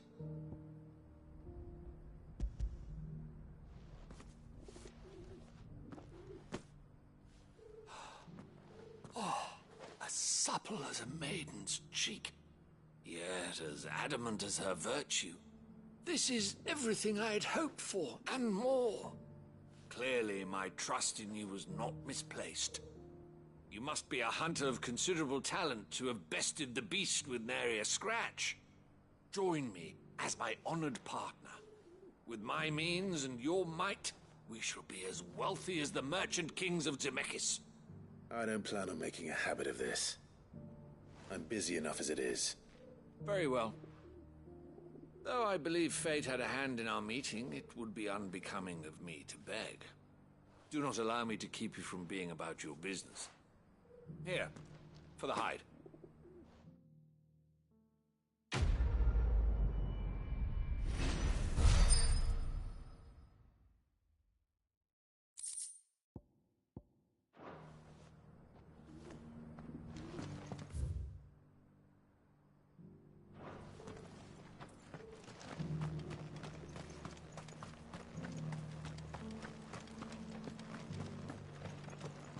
Careful how you pack that leather. Any crystals? You there! This... Finally. No one was paying me the slightest heed. Is something wrong? At the university, the students would hang on my every word. Sadly, this far from home, I'm just a vagrant greybeard. The university? You're a scholar. A specialist in ancient cultures. The most accomplished in all Valisthea, some have said. Not that I look the part in these tattered rags. In my heyday, no obstacle could have kept me from my studies. Yet here I am, a wizened windbag, bested by the many steps of Tabor. The answers I seek lying just beyond my enfeebled reach. Would you do an old man a kindness and brave the stairs in my stead? You'll be amply rewarded, of course. Climb the stairs and... And memorize a few inscriptions for me. Assuming you know your letters, that is. Some courteous soul is rumored to have carved clues to Tabor's rich history into stones dotted about the village. 3 of them, to be precise. 1 each to the north, south, and east. I'm here in the hope that those carvings might shed light on a riddle I've been pondering for some time. Namely, the otherwise undocumented origins of Tabor's unique people. People quite unlike those of neighboring lands. I can't promise I'll remember everything perfectly. Remember what you can. I'll piece together the rest. Make for the domed pavilions, and you'll have no trouble finding the stones.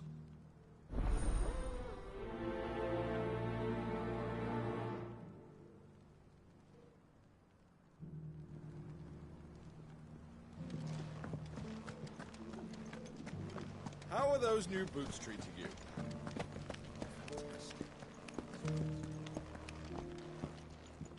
That Cyril fellow's an odd fish, don't you think?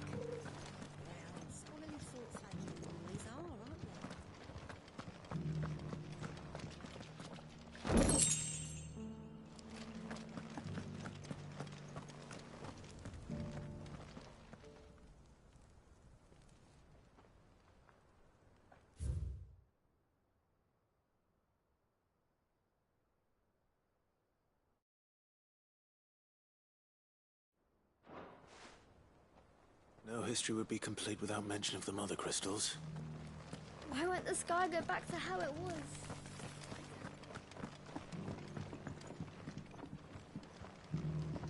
So it's these stones to Canva, and the rest of the boxes to Dad.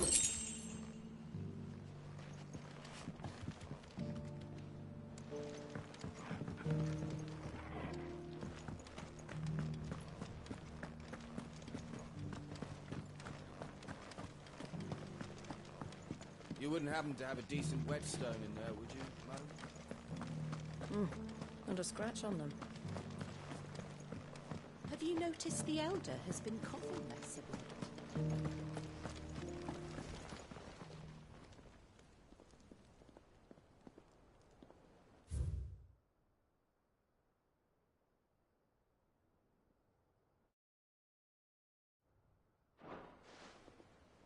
What golden plains might the wanderers have called home, I wonder? Thank you for the deal, egg, mister.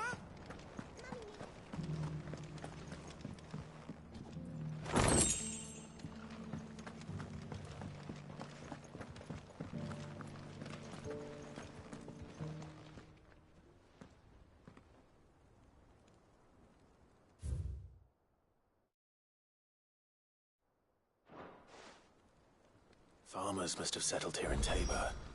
I should speak to the old scholar before I forget everything I've read.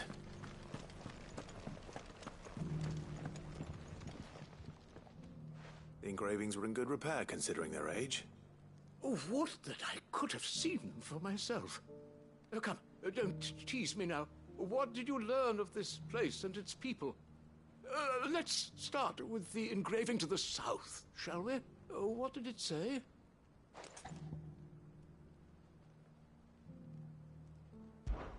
Guardians of the Crystal, the first stones of Tabor, sacred hold thy noble blood, till ends the mother's labor. I'm pretty sure that was it. Fascinating. It would seem the founders of this city were descendants of those fallen charged with protecting the mother crystals.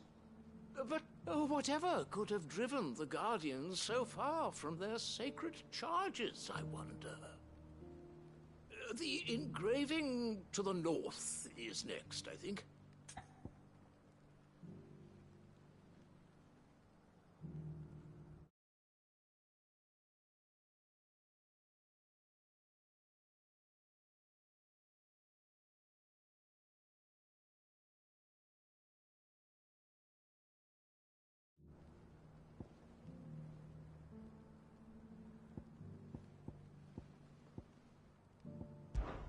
Wanderers of the Golden Plains, lay your roots in stone.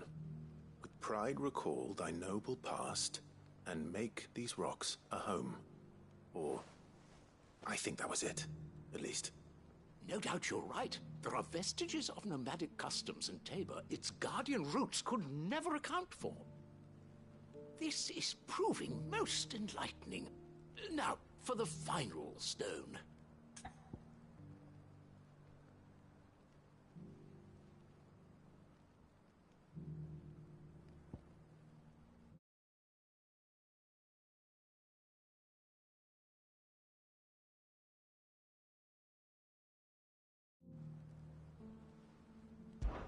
Children of the hunters, now tillers of the land, reap her promised blessing and give praise her gracious hand. That's all three. And so, we add primitive farmers to Tabor's founding peoples, the final piece of the puzzle. 3 engravings, one for each of the 3 peoples to have settled Tabor in ancient times. Guardians of the Mother Crystal, wanderers from across the plains, and last, but certainly not least, hunters turned farmers. Little wonder it was so difficult to trace the roots of Tabor's culture. Those roots reach down through 3 distinct traditions. Nonetheless, one cannot help but wonder why this fact is not better known among scholars, given that the stones stand here for all to see. Too many stairs, perhaps. Ha! Too many by far. Here, and thank you.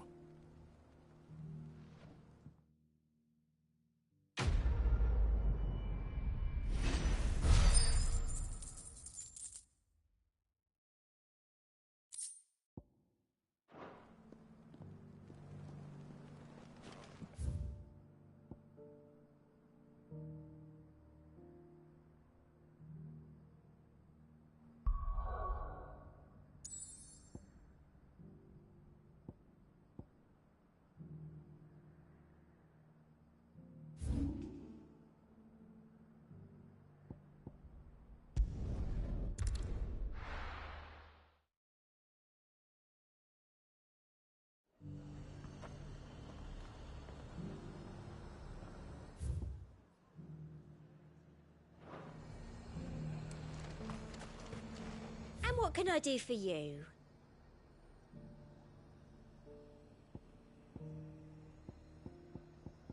And a fine, fine day to you. Why?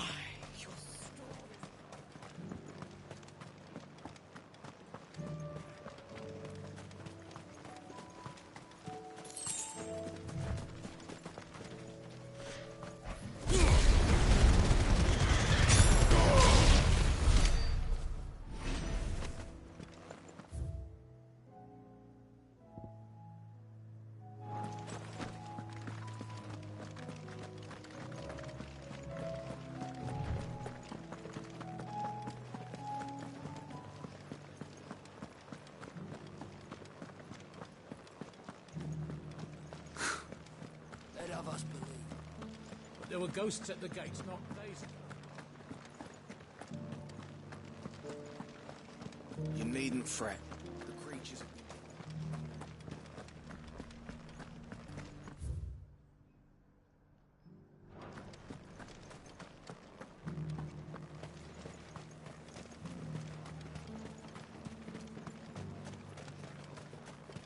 You heard the herald?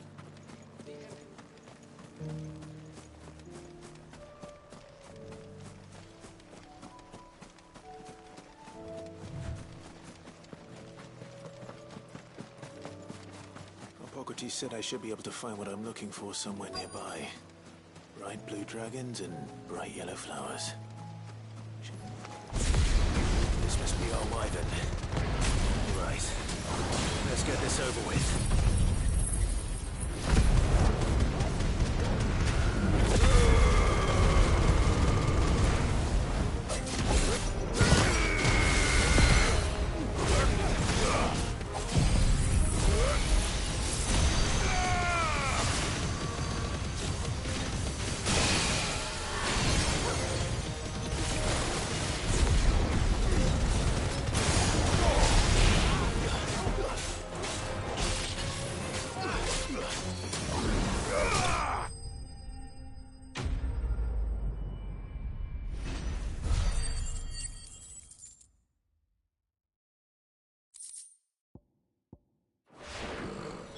That's the wyvern's liver. Now I just need to find the herbs. Bright yellow with a heady scent.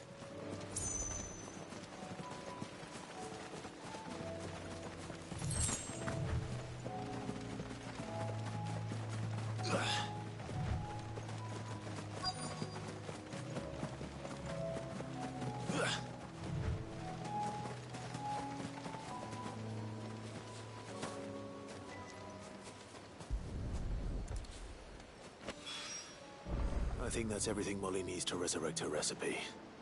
Better head back.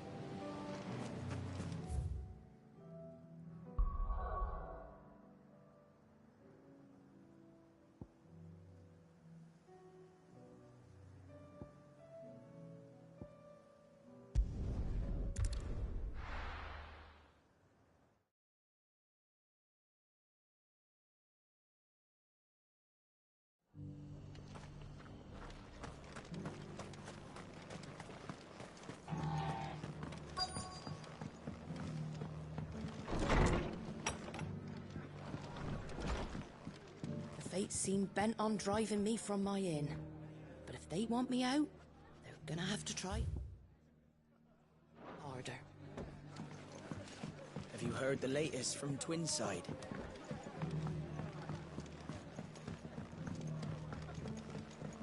My lord Marquis, is that you? It is you. Then you received my letter. I am Sebastian Rutherford, Chief Steward of your Lord Uncle's estate. Of course. We met once before. Yes, my lord. Thank you for coming. And what was so sensitive that you couldn't put it in writing? 1,000 apologies, my lord. I did not mean to offend. I merely... It's all right. Continue. I am here at Martha's Rest, at the behest of your Lord Uncle, tasked with learning what I am able of the realm's current state of affairs. And what I have learned is grim. The fall of the Mother Crystals has left Storm in a state of utter disarray. The subsequent darkening of the heavens has only made things worse. Akashic attacks, once unthinkable, are now commonplace. The gears of governance have ground to a halt, and without a steady hand on the tiller, the realm threatens to drift into utter chaos. Your Lord Uncle, however, believes there is a way to avoid this fate, and is determined to see it set in motion. That sounds like quite the undertaking. It is. Hence my having enlisted the aid of several colleagues serving the 7 high houses. Alas, I have lost contact with 2 of those colleagues already. They are both able-bodied and trained in the sword, yet in these dark times, even that may not prove sufficient to keep a man safe on the road. So you want me to find them? I'll need to know where they went. One I sent to investigate the Republic, the other the old Imperial capital of Oriflamme. That doesn't exactly narrow it down. I suppose I'll start in Dalamil and work my way east. Thank you, my lord. I shall pray for your success and safety.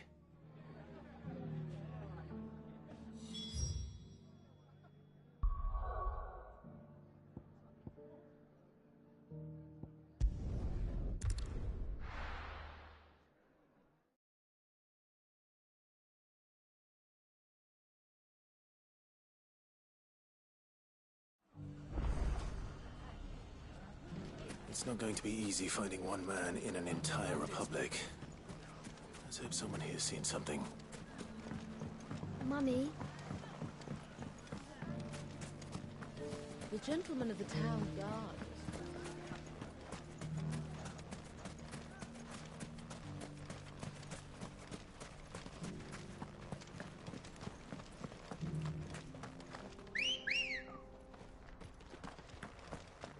Ready, go? Yeah!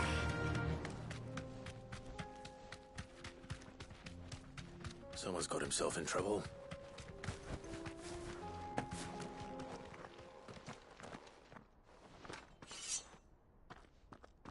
I don't see your master here, so you can start by giving us all the coppers in your purse. I already told you, I have nothing. And maybe we'll take that pretty outfit and the steel you're wearing. Please! These men are trying to rob me! I'll deal with this. Thank you. You that one's master, then? If you'd kindly pay the coin he owes us, we can pretend you didn't draw your blade on Republican soldiers. Or you can go back to your garrison and I won't report you to your captain. Oh, you're more than welcome to. He hasn't had many visitors since we slit his throat.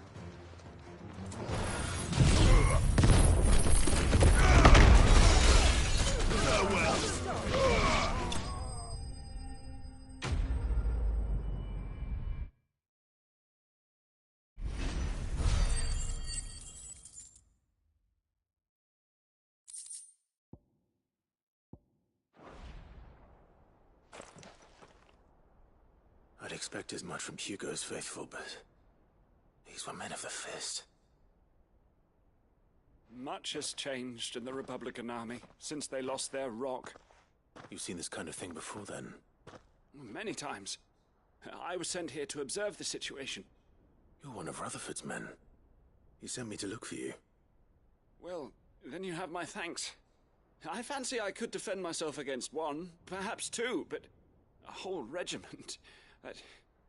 I arrived in Dalamil several days ago, but when I called upon the captain of the local garrison to make inquiries, his men confiscated my effects and locked me in a cell.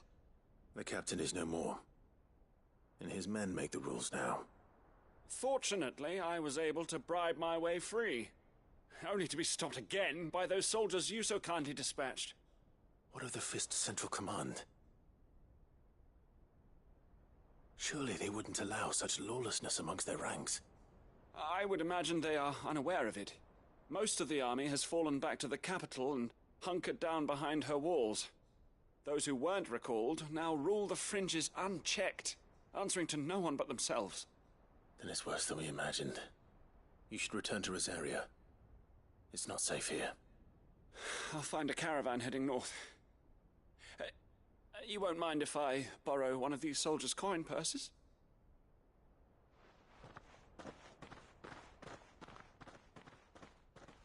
Not at all. Now, to find this second associate of Rutherford's. If he was bound for Oriflamme, I'll start at Northreach and see if I can pick up his trail.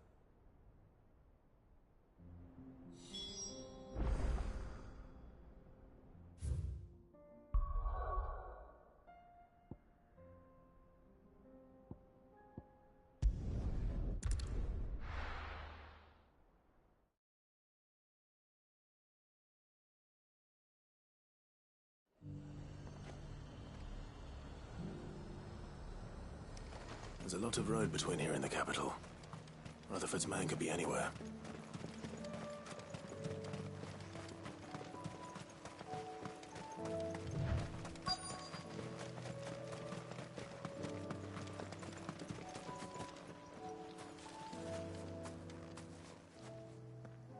What happened here?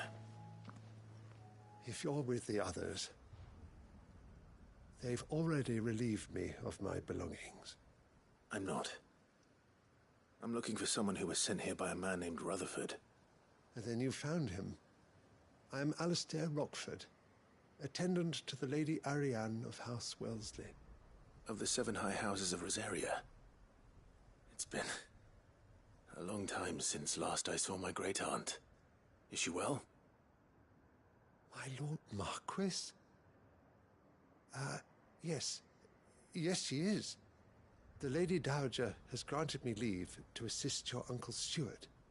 I was on my way back from the old capital when I saw some villagers being robbed on the road here.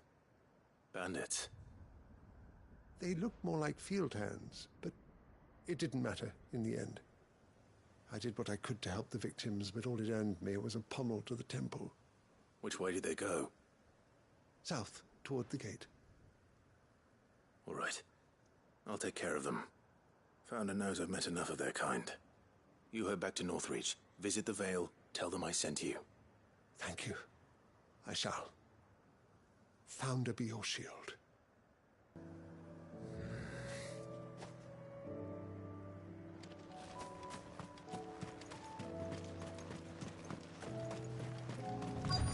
They just couldn't resist, could they?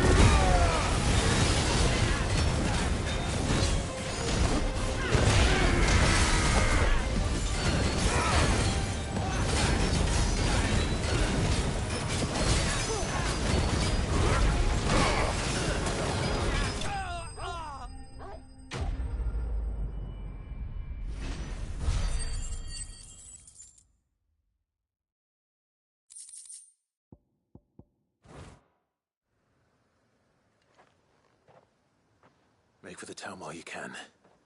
There may be more bandits nearby. You don't need to tell me twice. Many thanks, traveler.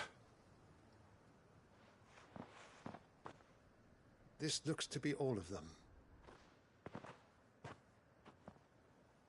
I thought I told you to make for the Vale. And stand by as ill might befall the heir to the ducal throne. It's just Clive, and I'm fine. Which is more than can be said for you. I will survive. Strange that the garrison wouldn't intervene in such a brazen attack so close to their gates. The garrison have their hands full inside the city. Some days they don't even send out patrols.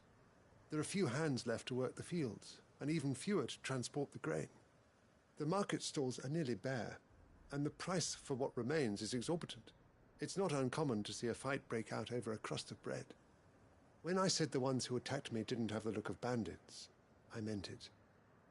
They were probably just desperate. Rockford, listen to me.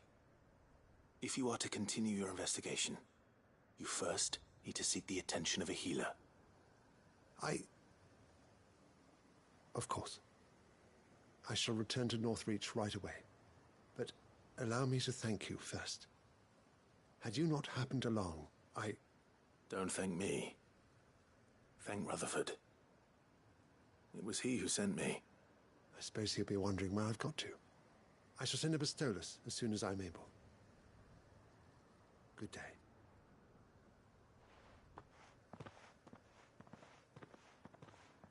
My uncle certainly has his work cut out for him. If it isn't already too late. I should go and tell Rutherford that his colleagues are still in one piece.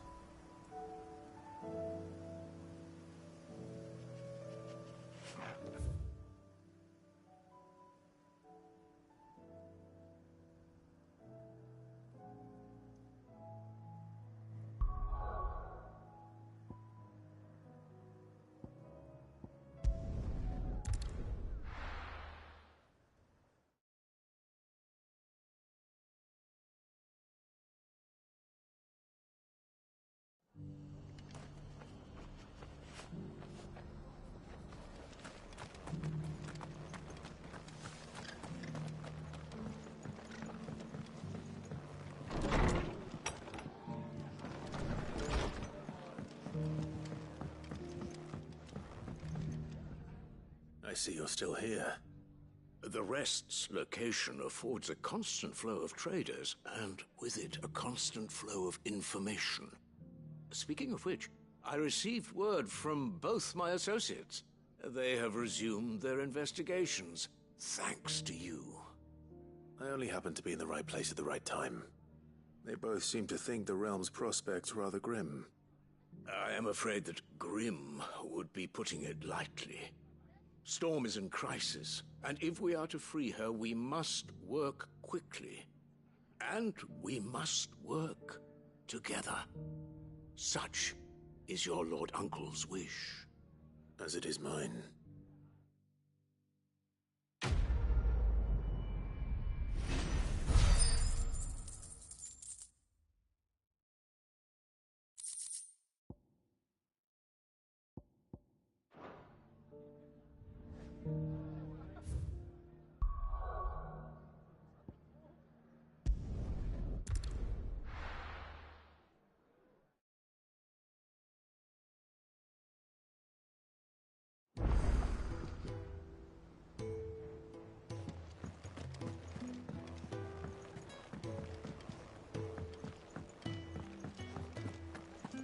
Seems the hideaway's lost its appetite. Can you blame? So, did you have that word with Tomes then?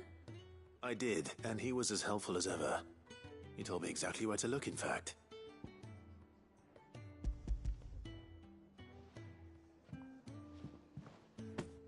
And what precisely will I be cooking up? Or is it better not to know? Blueback wyvern liver. And, a herb known as Saint's Bonnet. Ah, wyvern livers, was it? Well, at least it weren't actual worms, I suppose. Now then, you stay right where you are. I've got some cooking to do. Let's hope these grand old chefs of yore knew what they were on about.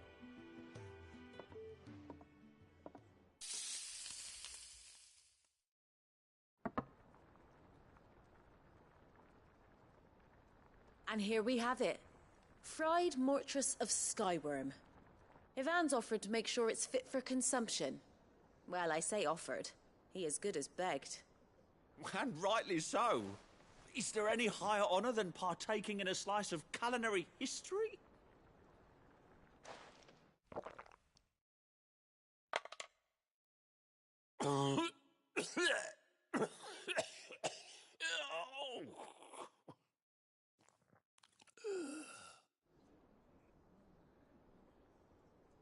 So, not fit for consumption then? What witchery is this? The crackle of the crust gives way to an almost violent richness. Yet, it is the piquant kiss of the saint's bonnet that tames this savage dish. It is a tour de force, a force of nature even, a maelstrom of flavour and sensation, a graceful beast emerging from centuries of slumber. I think he likes it. Well, I can't quite tell with all that nonsense he's talking, but I reckon you might be right. It was decent then, I take it. Decent? It's remarkable, and I defy any man to say a word to the contrary. Sid, might I suggest that you command a party of your finest men and women to procure a dozen blueback wyverns forthwith? I'll give it some thought.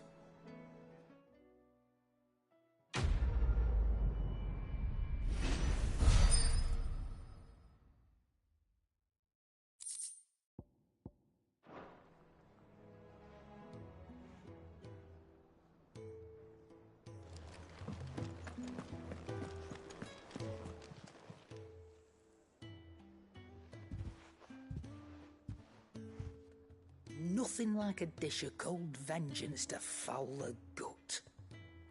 I'm sorry, Nan. I didn't mean to make things worse. I just thought I had to protect you. Like you've protected me. Aye, well, someone had to. Your parents certainly didn't give a whit for your well-being. Reckon the both of us would be worse off if I'd not taken you on. You've always been me right eye, Goots. And I'd have you stay that way. So don't you dare go looking for trouble again. Well, I will. If you ever need help, I'll do it again and again, and you can't stop me. Why, you big lump. Fine. Play the hero if it makes you happy. Thanks, Nan. I won't let you down. There's nothing he wouldn't do for you. That's as maybe. But if he's ever to make his own way in life, he'll need to start looking out for himself as well. Till then, he'll need people to watch his back, just like you did in Dalamil. Don't think I didn't appreciate that. Of course. His family. Stop it. You make me one good eye, mister. I don't go thinking that'll do you any favours. A potion today'll cost you the same as it did yesterday.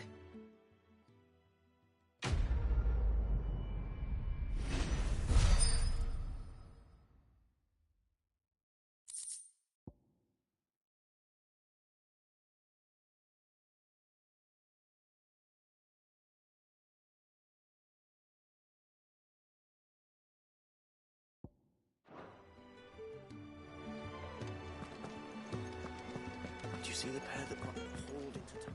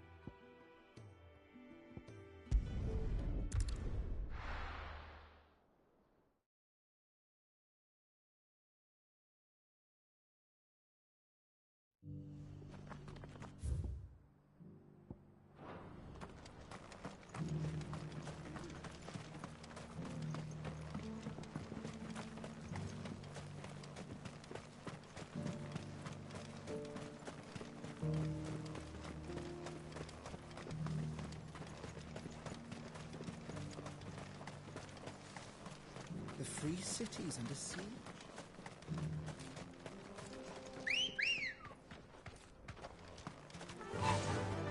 Run like the wind.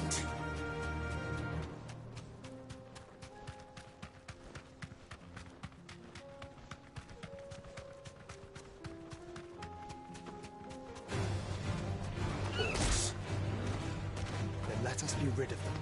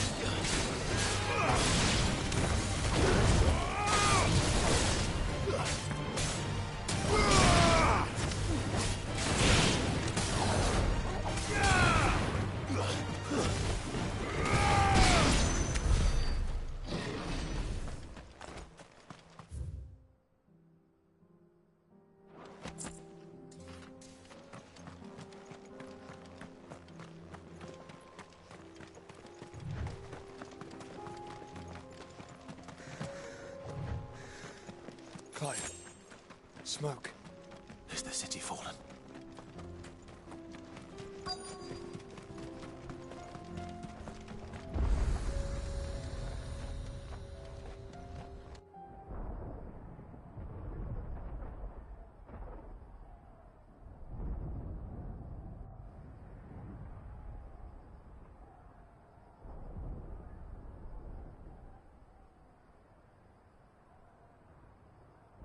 Free men are still holding their own, then. Do we have any idea where Gav and the others might be? There's a warehouse near the docks where we agreed to meet if there was any trouble. We should hurry.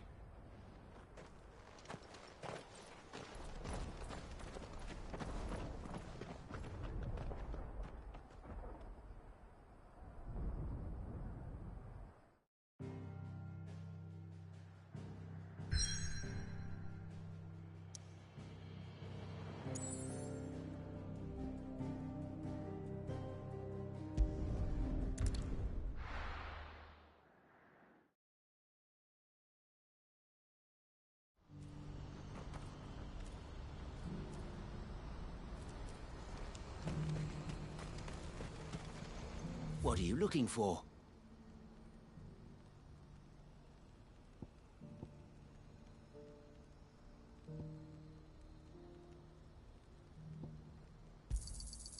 Many thanks. You've a discerning eye.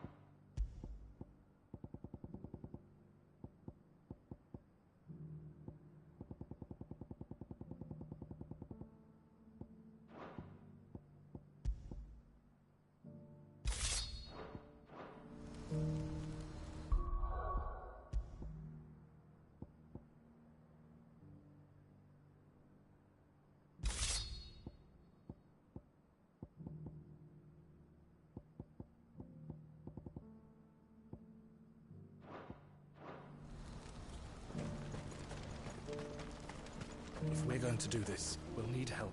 Clive, your timing is impeccable. It just so happens that right at this very moment, we're in need of someone with your talents. And what talents would those be? Why, your fearlessness and your skill with a blade. I'm listening. Well, as I'm sure you're aware, when these dark skies swept over the Republic, so too did a wave of chaos and confusion. Randalar has been particularly badly affected. Many of the capital's bearers have lost their masters, or taken the opportunity to flee them. None remain free for long, of course. Most find themselves under the protection of the Fist before they get far. But the army too is in disarray, and finds itself unable to provide for its new charges. Which means it has been looking to sell. And you've been looking to buy, to make sure these masterless bearers remain that way. Precisely. It's the perfect opportunity to free dozens more, and for an attractive price, no less. So where does my skill with a blade come in? Though we may have the funds to buy these bearers, we have nowhere to house them. So we've been searching for a place where they can be resettled. Somewhere far from the prying eyes of those who would see them enslaved once more. And we believe we have found one. Cashlock. A small hamlet hidden in a canyon. The place was abandoned a long time ago, but when the men moved out, the beasts moved in. And so we seek the aid of a fearless swordsman to encourage them to look elsewhere. You'll help, won't you? How could I refuse? Excellent. Theo, if you wouldn't mind making arrangements for the transportation of our guests, as we discussed? Of course. Leave everything with me. Sounds like you'll have your work cut out for you. I will. We have an entire village to stock and furnish. Residents and all. Even if I begin right now, I'll be working day and night. So I'd better get started. Try to clear the place out before the wagons roll in, won't you? I'll do my best. You will find a village in Chadra's Thread, past Lateney's Cleft. My man there will open the gate for you. All right. Wish me luck. I'm sure you won't need it.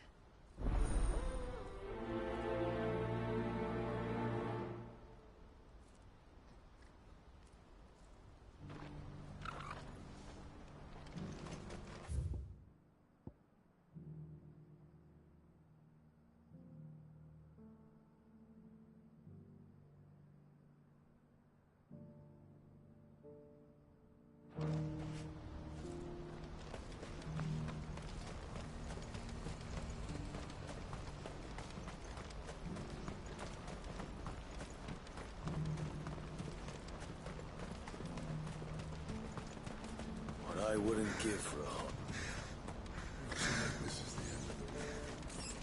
When are they gonna let us through?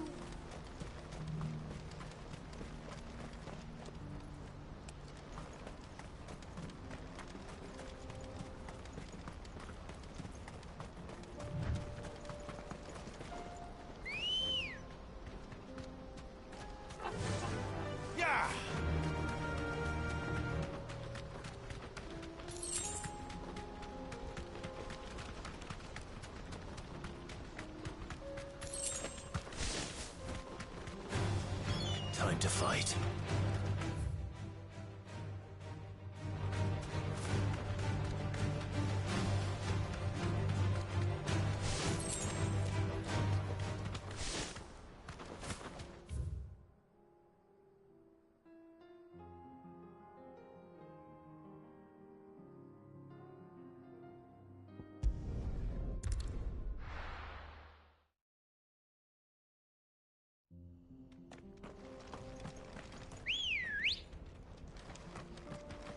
Ready, go?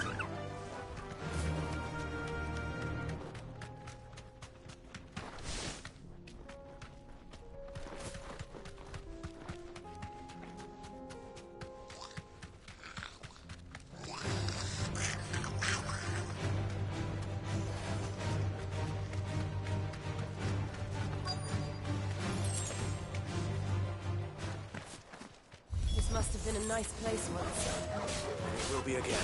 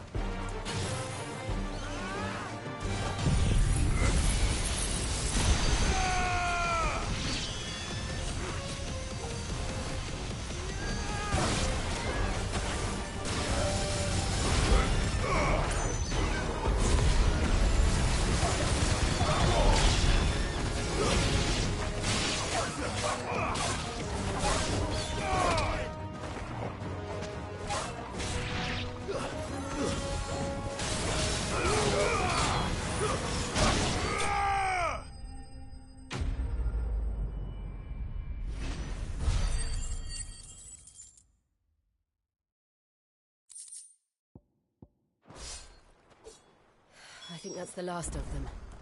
I think you're right. Wait. Let's head back to Boklad. Ambrosia won't help me here.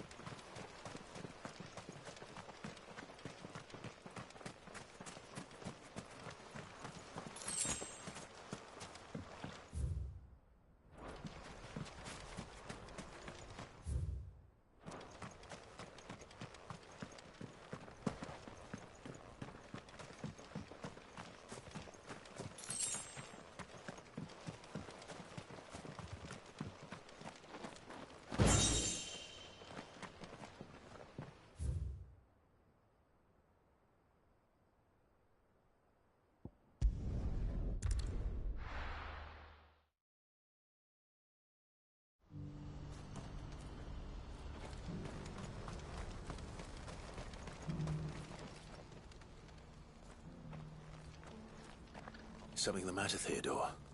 Quiet. Those are our terms.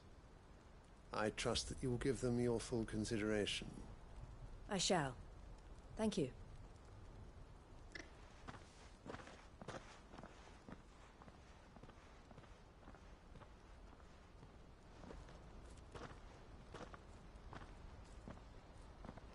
Him again.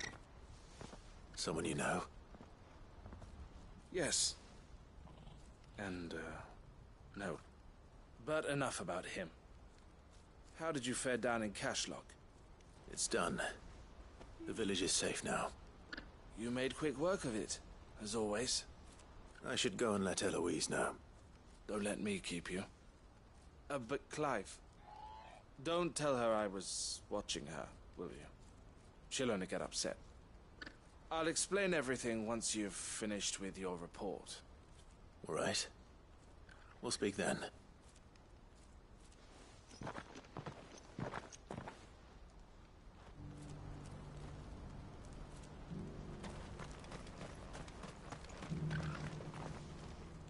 Eloise, I just got back from Cashlock. The village should be safe now. Thank you, Clive. Here, something for your trouble. Well then, now that you have laid the groundwork for our little project, I suppose we'd better finish the job. The first thing we'll need to do is make sure our offer for the bearers is accepted. You're still in negotiations? We are. A trusted colleague has been dealing with the Fist on our behalf, but things have been trickier than we anticipated. I suppose it's to be expected. This is the army we're dealing with. Fighting's what they do. But we shall emerge victorious in the end. Well, if you need any help, you know where to find me. I'm not sure I do, but thank you all the same.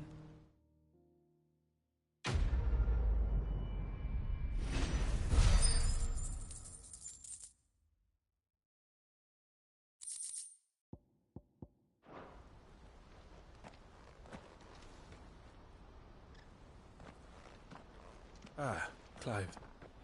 You wanted to talk? The man I was watching earlier, the one speaking to my sister. He represents the Silver Peak Consortium. It's one of the bigger trading houses. I don't think I've heard of them. Well, every trader in Dharmekia has. They operate across the length and breadth of the Republic.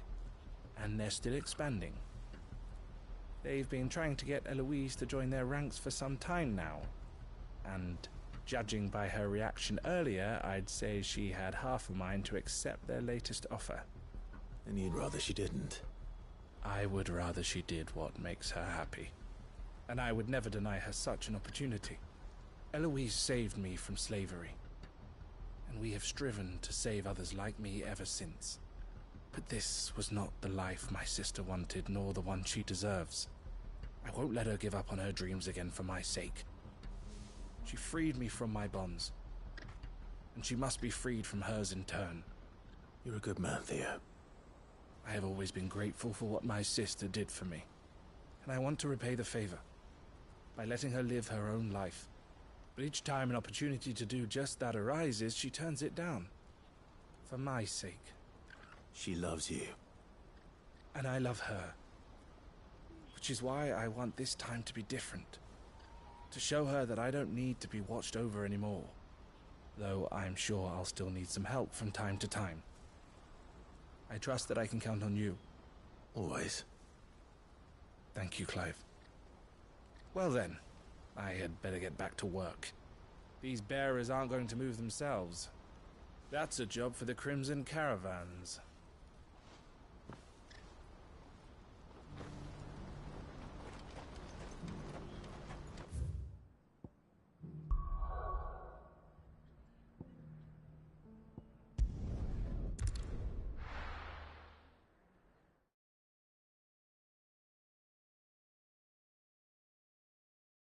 I'll be taking you all to a storehouse in the Bales.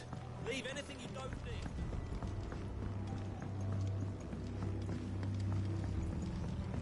You know what you have to do. Clive, I fear that I must bid you farewell. As you know, our time grows short. The Lord Chief Justice's vultures are circling. We must strike now. Before we part, I want you to know that though I may not always have been your most vocal ally, I trust you, as I trusted your predecessor. Thank you. I appreciate the sentiment, and I understand more than anyone how you feel. But is revenge really the answer? It is the one I found, and it is all that I have lived for since that day. But what of Lostwing? Everything you've built. I built Lostwing to achieve this aim. Once it is done, the village will have served its purpose. My comrades and I are sure of our cause, and we shall fight to the last, come what may. But there are those among us who cannot fight. Children, the elderly, bearers afflicted by the curse. I would place Lostwing in their hands, if I thought it would do them any good. But a village home only to the frail and the infirm is not likely to stay a safe haven for long. And so, Clive, I find myself turning to you once more. Will you take them to your hideaway, that they might live even should Lostwing die?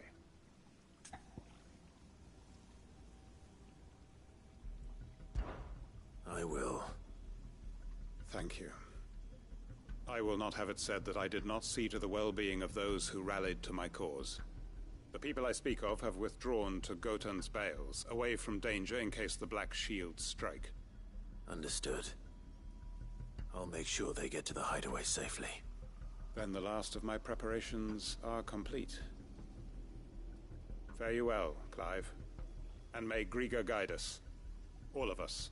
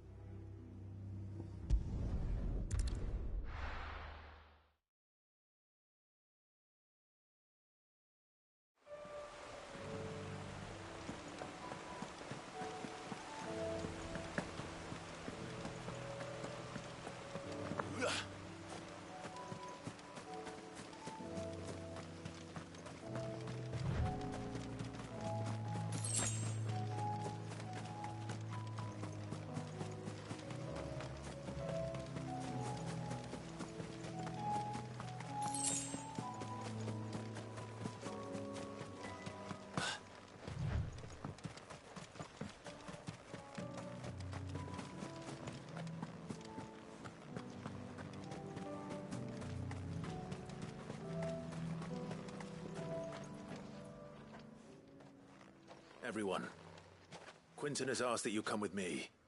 He can no longer guarantee your protection, but I can. There's a safe place I can take you to. Well, if that's what the Master thinks best. Sid, none of us would be standing here today if it weren't for Master Quinton. We owe him our lives. So we ain't about to start telling him what he should do with his. If he's saying we ain't safe in Lostwing no more, it's 'cause he ain't coming back. And if that's what has to happen, then so be it. I only hope he can see this through to the end. That we get to see justice done. I hope so too. Oi! You lot! Where's everyone else? They ain't already left, have they? They've gone with Master Quinton. Fuck! Fuck! Fuck! What's wrong? I've just come from the Justice's Manor. We have to get Quinton to call off the attack. It ain't just the Black Shields protecting the place. He's got a guard dog and all. A fucking monster. They don't stand a chance against that thing. If I don't get the message to them, they're all gonna fucking die. No. We can't let this happen. Sid! Don't worry about us. You've got to catch up with him. We can't let Quinton die before that bastard does. All right. I'll do what I can. Where is this manor? It's way over to the east, through the woods. Heavenhall, he calls it. Promise us, Sid. Promise us you'll do what you can.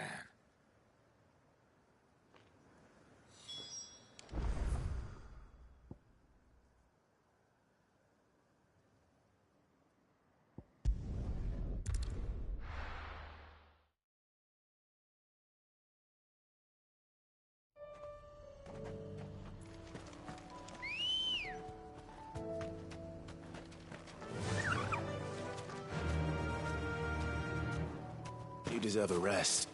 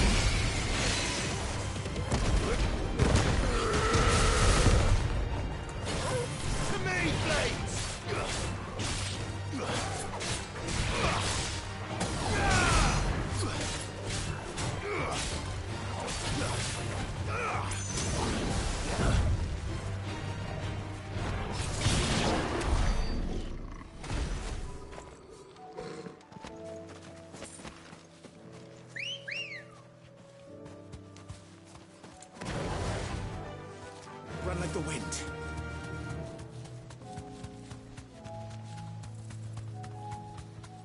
Quiet.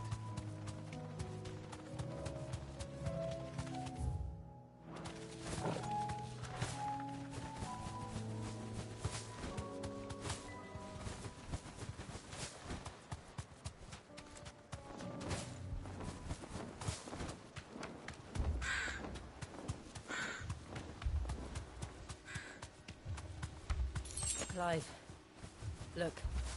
No. Don't tell me we're too late.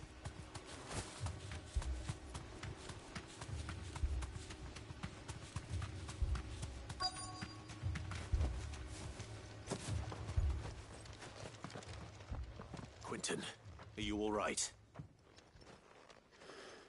No. But I am alive. Which is more than I can say for my comrades. They followed me without question all the way here. And they died. For nothing.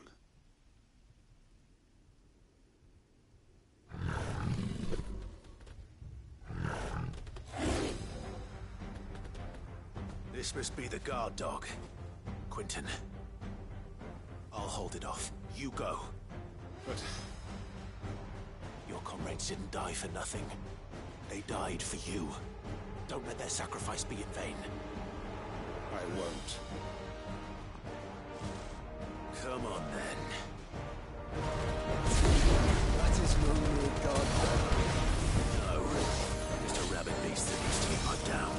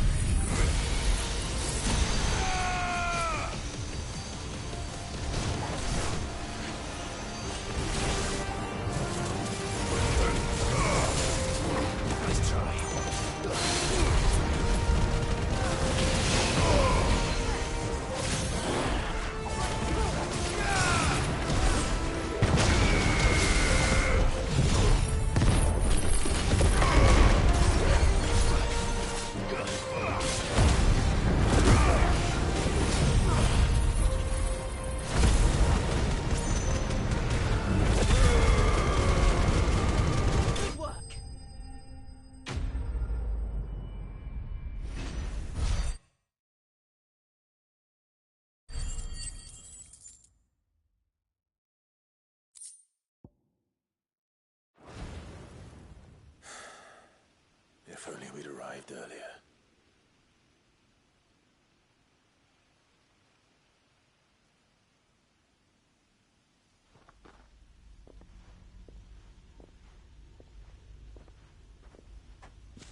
Is it over? It is. He wept and begged for mercy. And I cut him from ear to ear, just as I dreamed of doing all these years. All my plans, building a haven in Lostwing, freeing bearers from their chains and recruiting them to my cause. It was all for this.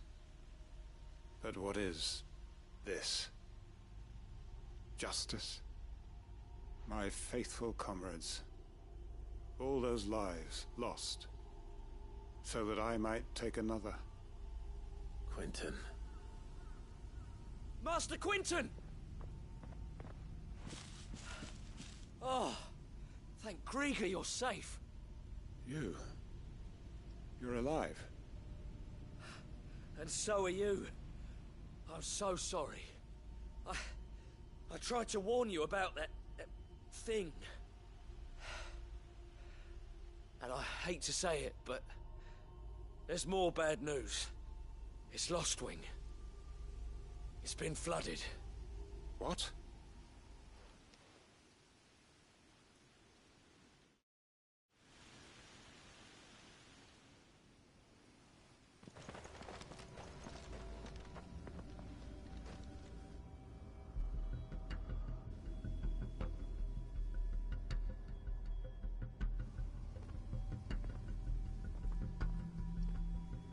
Lostwing. My Lostwing. And look who's here. They must have stolen in after we left, just before the flood struck. What if there are still people in there? Don't be a fool!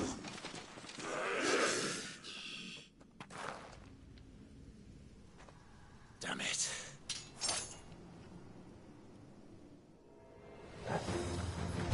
It's not going to last long in there. Then we finish this quickly.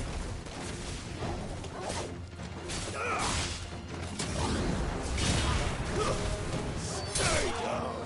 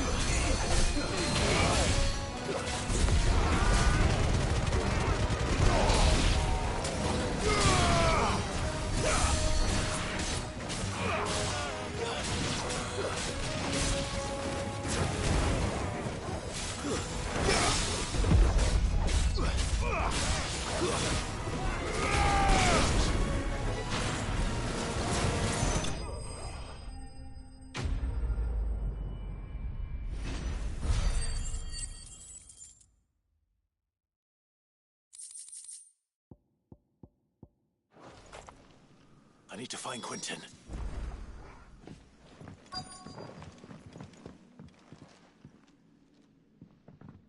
Quentin! Quentin! Look at me! Thank the Founder. He hasn't turned. I'm going to get you out of here.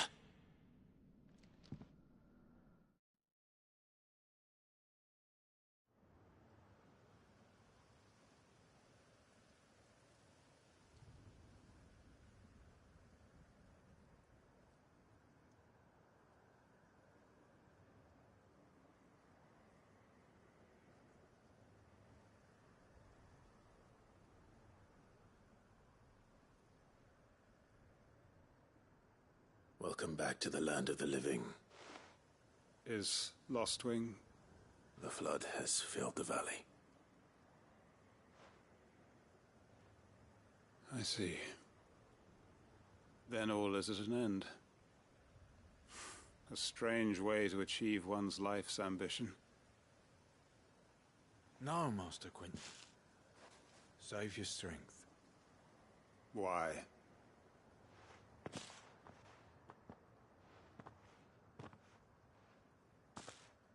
All that I strove for is gone. Only emptiness remains. I have nothing left to live for. What the heck are you on about? You've got us, ain't you? Don't try telling me you only freed us so you could get revenge. We're more than that to you, and we all know it. I thought you weren't coming back. But I prayed, and you did. There's got to be a reason for that, right? Can't we just go back to how it was? You know, you looking after us all. Your work ain't over yet, Master Quinton. We believed that you were the right man to lead us, and we still do. Your village may be lost, but it seems your people aren't, so long as you remain to guide them. But why? After what why would anyone follow me? 'Cause we're family, aren't we? Family? Yeah, and all our comrades who went with you, they felt the same. Lostwing weren't just a village. It was all of us. It was. And as long as we're still here, it is too. We can start again. Build a new Lostwing, right here in the Bales.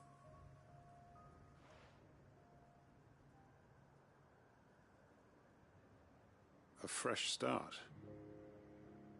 One life ends, and another begins. Why just a village? We could build towns. A nation, even. What's to stop us? That's the Master Quinton we know. Please. I am nobody's master. Quinton will suffice. After all, we are family.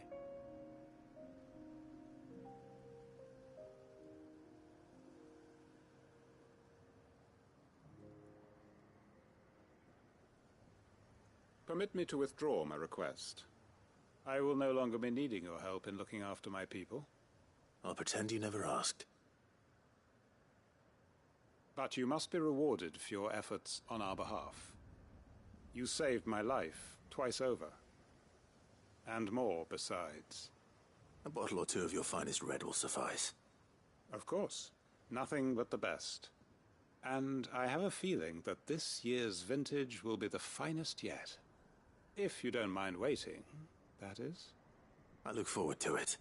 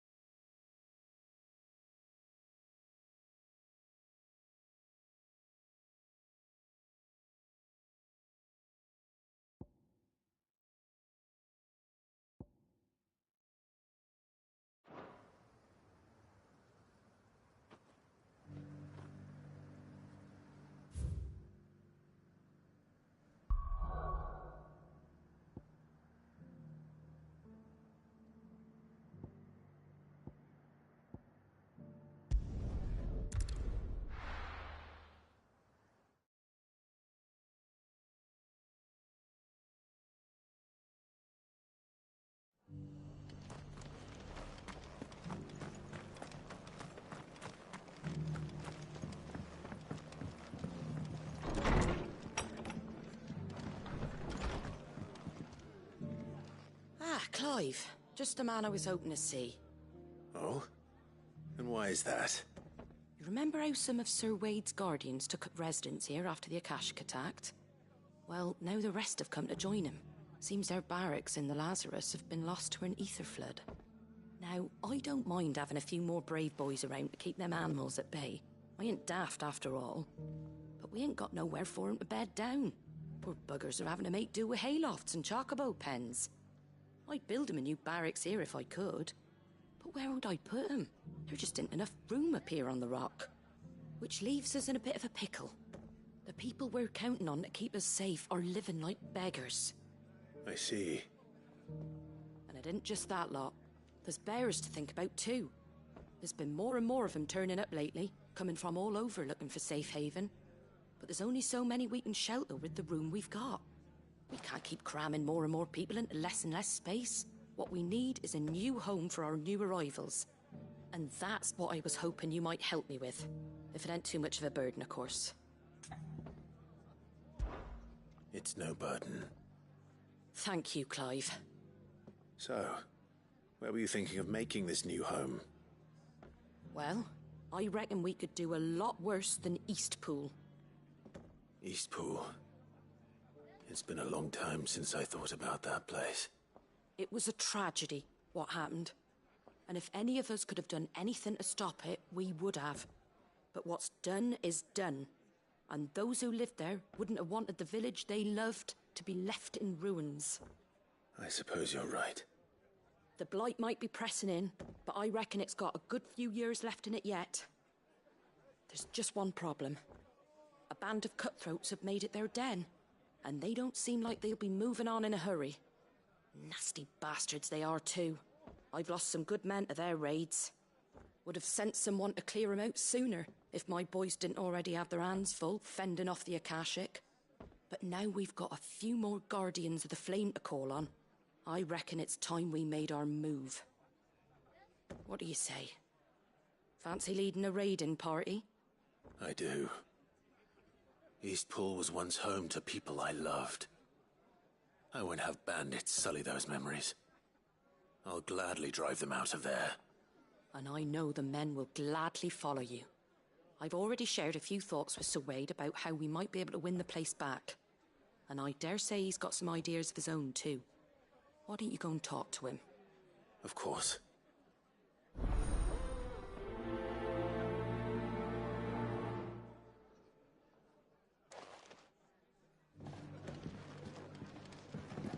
Back to Eastpool, then. Not just yet. Let's hear Wade's plan first.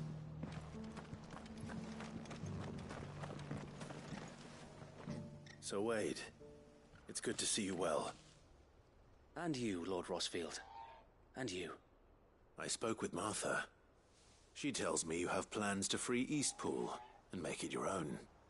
That's right, though it was mostly her idea. I rather fear my men have been treading on her toes somewhat since joining us, not to mention each other's. And then there are the bearers, men and women who found the courage to flee their masters and sought refuge here. We need somewhere to settle them, and I can think of worse places than Eastpool. As can I. Which is why I agreed to help you win it back. That's very kind of you. I'd be most grateful if you would. With you beside us, we shall soon send that rabble of rogues running for the hills. So, what can you tell me? That thankfully there aren't too many of them. Fewer than a dozen at our last count. And rather less, thankfully. The road that leads there will more than likely still be crawling with Akashic. A small force would suffice to clear the village, but if the Akashic were to follow them in, that force could end up trapped between a rock and a very hard place indeed. I'll head into Eastpool and deal with the bandits. You and the Guardians can stay outside the village and fend off any Akashic who come too close. Make sure I'm not taken unawares. I can't ask you to bear all that risk yourself, my lord. The Akashic are the bigger risk. I can handle a few bandits. Well, if you're sure, I shall summon my men at once. Shall I wait for you here? No need, my lord. You go on ahead. We'll be with you before long. All right. I'll meet you at Eastpool then. We shall see you there. And may victory await our coming.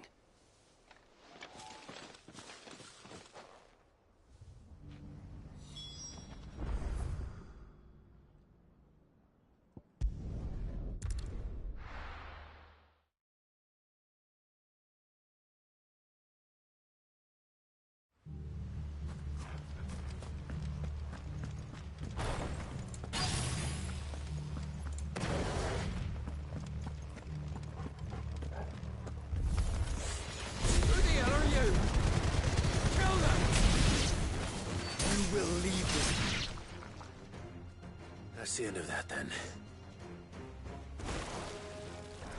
Or maybe not.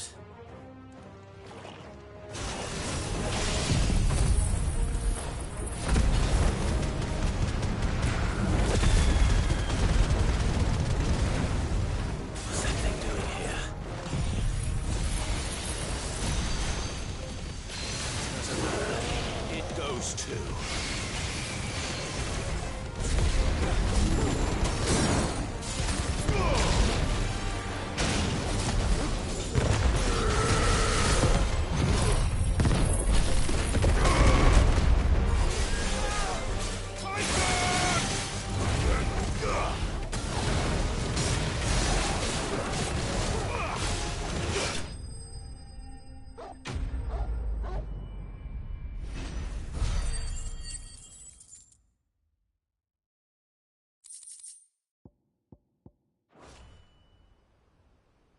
Any more surprises?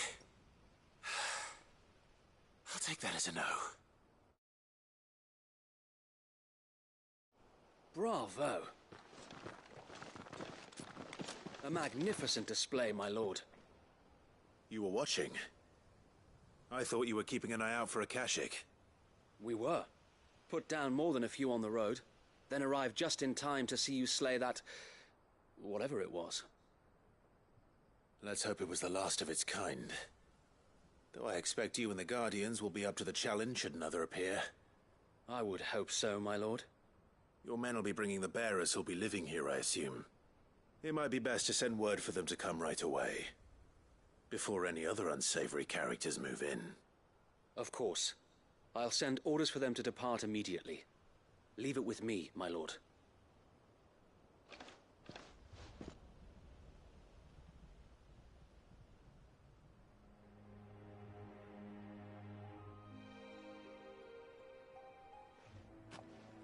Home. Without masters. No. We're the masters now. Our lives are our own at last. That's all of them. And not a single Akashek in sight. Now to begin the important work of rebuilding the place. It won't be easy. Especially not after 5 years of beasts and blackguards having their wicked way with the place. The masonry might still be sturdy enough, but half the beams are rotted. Those that weren't lost in the fire or burned by the bandits, that is. It'll take a bit of elbow grease, but we'll see Eastpool rise again. Just you wait. So wait. Lady Hannah is buried here. If you don't mind, I'd like Oscar to join the rebuilding efforts. He should be a part of this. Of course. I couldn't agree more. I'll let Martha know that everyone arrived safely. If you need anything more, you have only to send a Stolas. And we will, my lord. Safe travels. Eastpool lives again. Let's go and tell Martha the good news.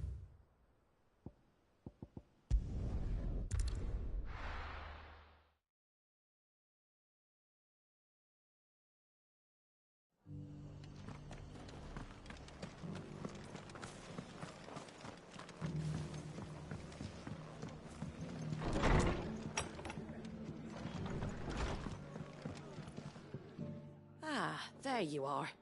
All went well then. Sir Wade told me you got rid of the bandits while his lot kept an eye out. Nicely done. And what's all this about some shape-shifting nightmare showing up? On second thoughts, don't tell me. It'll only give me nightmares of me own. What matters is you did it. And now we can build our new village. I suppose it will be. What will you call it? What else? Eastpool.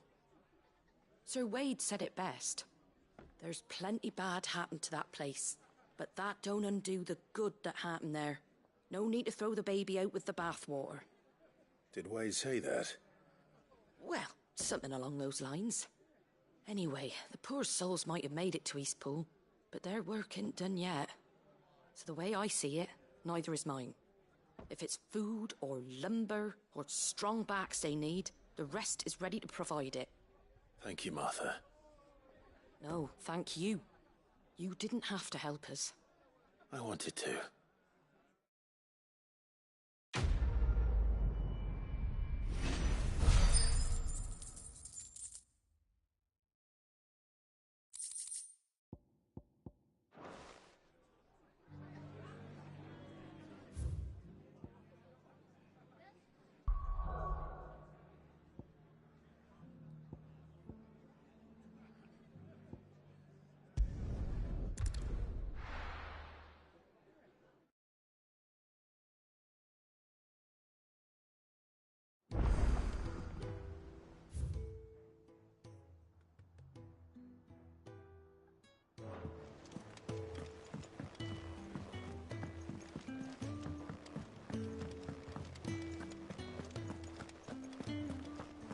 see the pair that got hauled into time?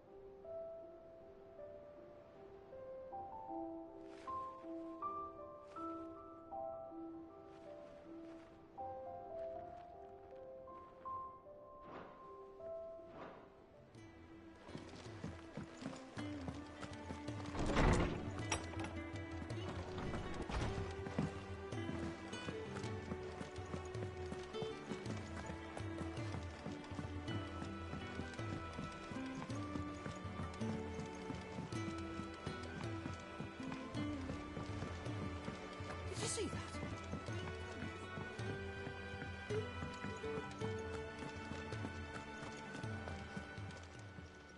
Welcome to the Patron's Whisper. Is everything we've received and everything promised?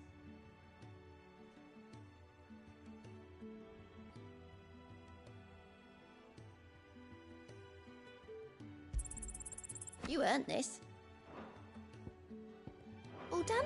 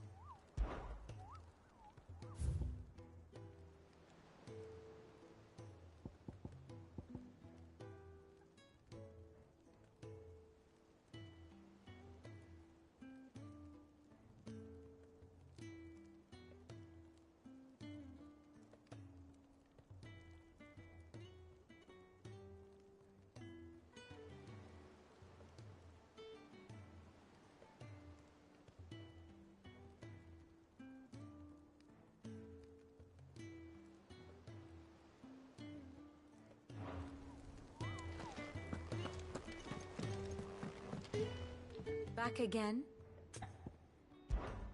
Allow me to educate you.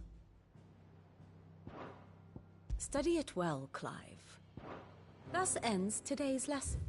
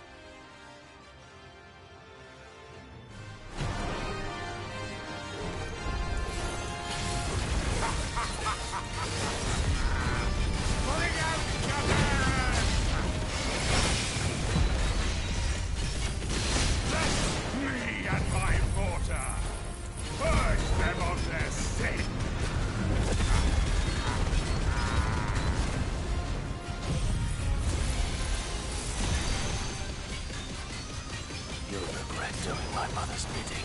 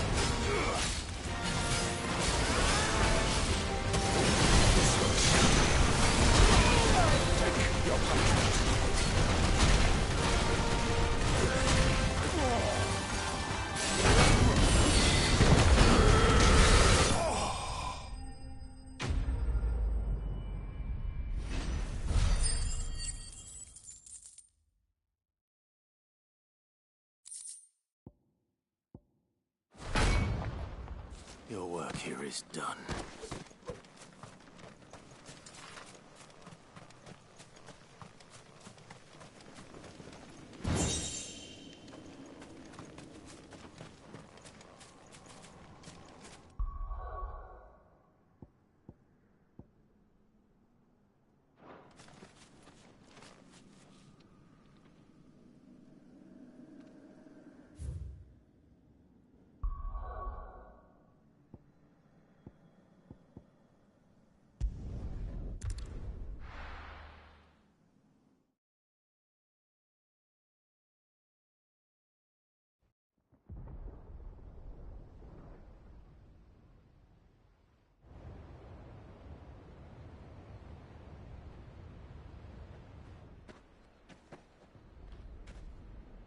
Sounds like thunder.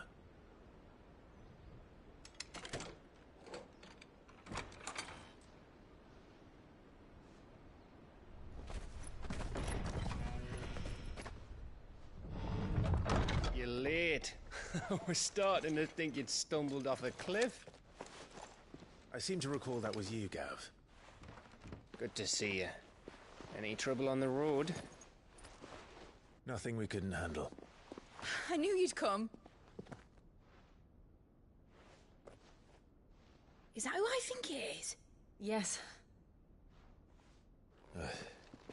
Allow me to introduce my brother, Joshua. Clive's told me all about you. Or even listening most of the time. Name's Mididol, but everyone calls me Mid. My lady. Hey?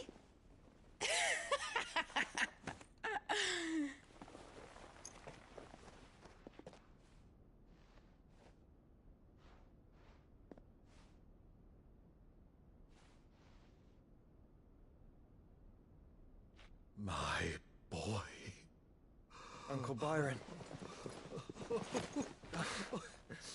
It's really you. I never thought I'd see the day.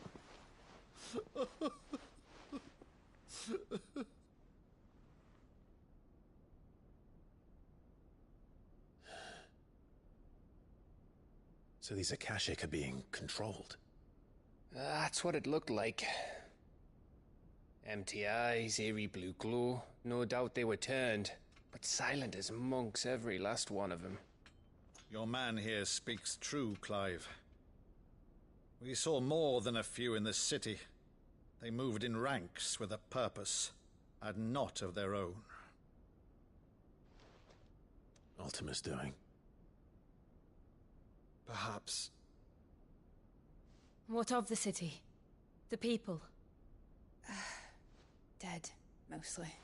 Mostly, but not all. A handful managed to lock themselves in their villas before the Horde arrived. Some in the Merchants' District to the west, and a few others on the far bank. If the Akashic stumble across either hiding place, a few bolted doors won't hold them for long. We need to find them. And quickly. What do you propose? We split into two parties. I will make for the Merchants District, while you look to those across the river. Mind keeping an eye on my brother? Not at all. We find the villa and try the servants' entrance. Understood. And what of us? Mid, is she fit to sail? The ship, the Mithril engine could probably do with a few more tweaks. Then you better work fast. Even if we do reach the survivors in time, they'll never make it to the hideaway on foot. You leave that to me. See that Mid doesn't get herself into trouble, would you? Think I can manage that? I'll keep him safe. Looks like you stuck with me, Byron. That's Lord Rossfield, you little gutter snipe!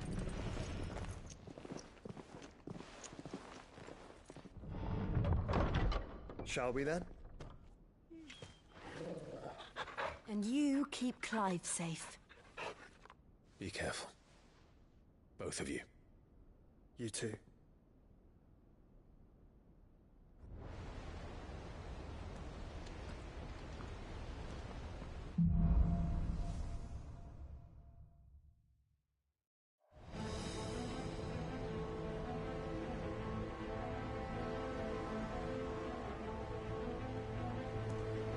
All right, Torgal. Let's find those survivors.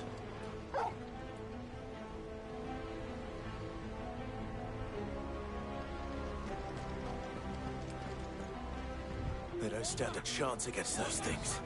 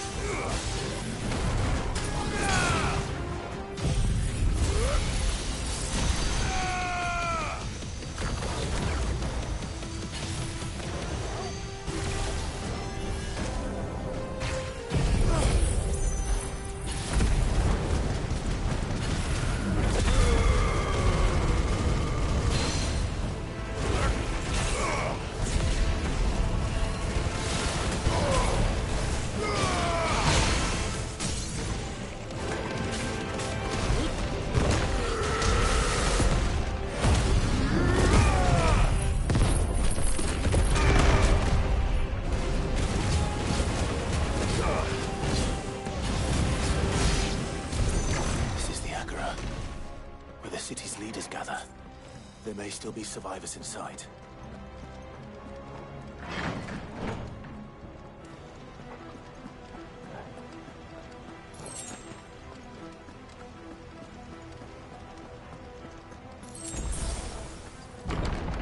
Where are they?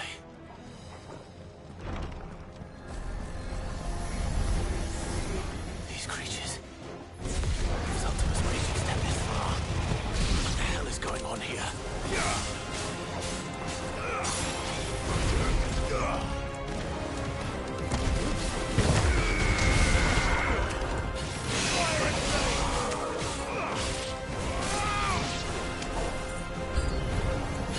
Where is your master? What does he want?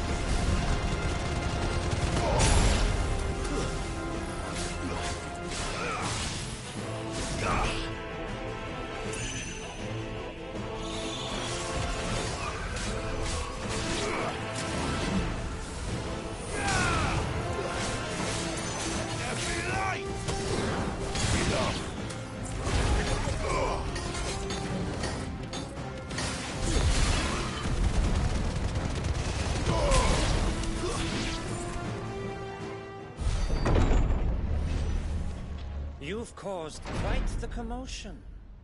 But then I would expect no less from you, Muthos. You again. I don't believe we've been introduced. You were in my family's crypt. And now you're here. With an army of Akashic thralls. Manners, Lord Rossfield? They are men, like you and me. Albeit ones unburdened by the wills that drive our kind to madness. They are pure. They are divine. What? And they are all that remains in this once raucous city. You'll pay for what you've done. As you wish. I confess I have been very much looking forward to this. Pardon me this indulgence, Your Majesty. The vessel shall not be spoiled.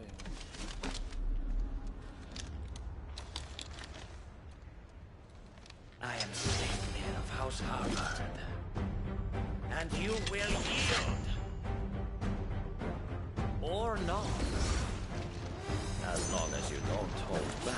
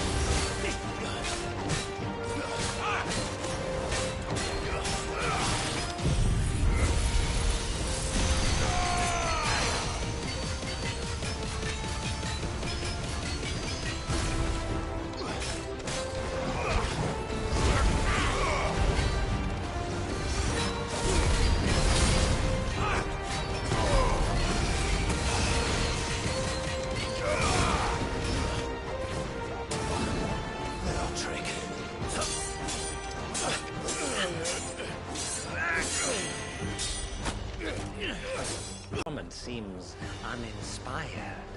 It is just that I expected so much more from our chosen one. Perhaps this will kindle your flame? What now? A gift from my liege lord's armory. Gungnir. Watch closely, Muthos.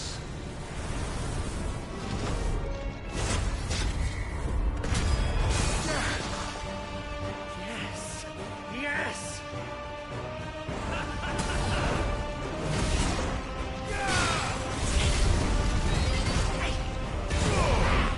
Let's try.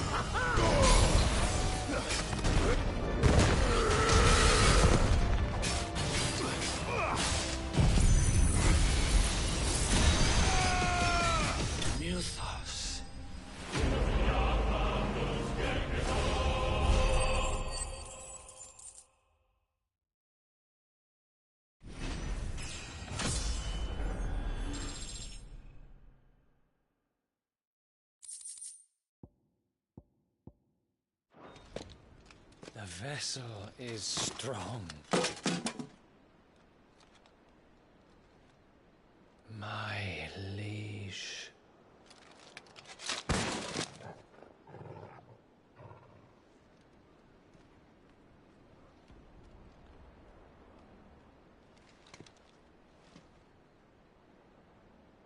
Clive! You're all right.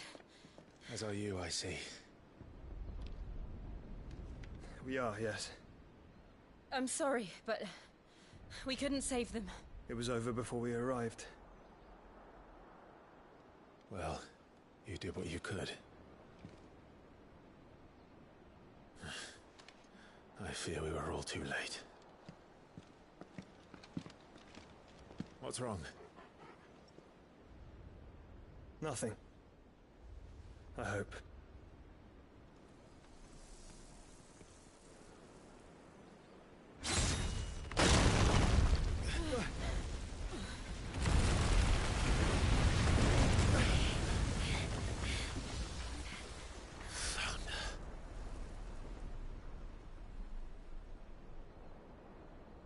Leaving so soon, Mythos? It's the king. Indeed. You may kneel before Barnabas Tharn, Warden of Ash and King of Walud. Get back.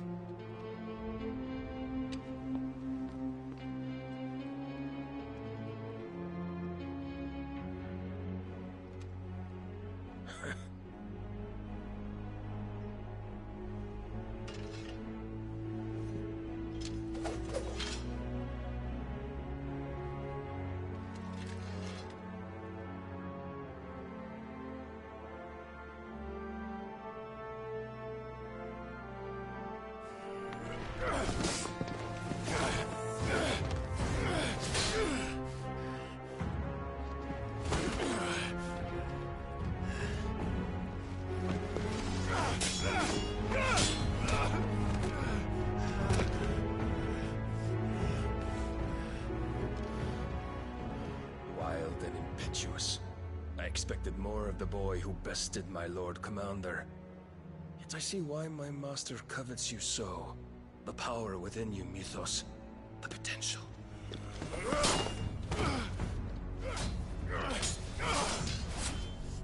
Stop calling me Mythos. But Mythos is everything. The cornerstone of all creation. The Lord's vessel. Your purpose. My purpose? To surrender my mind and body to that thing.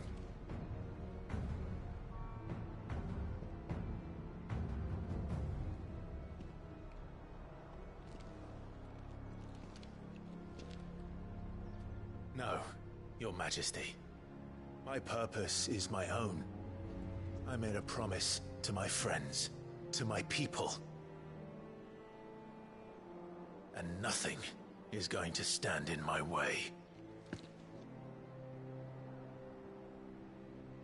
You would allow this delusion of free will to bar your path to greatness? Truly, your volition is a cancer. One that must be excised.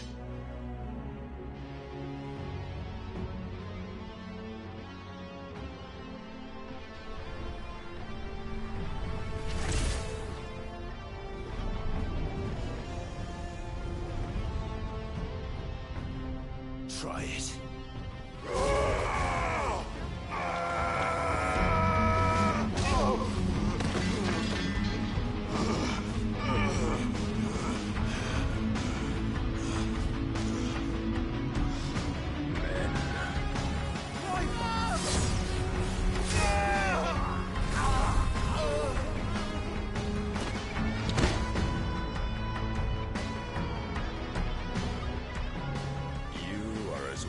As all the rest. Joshua!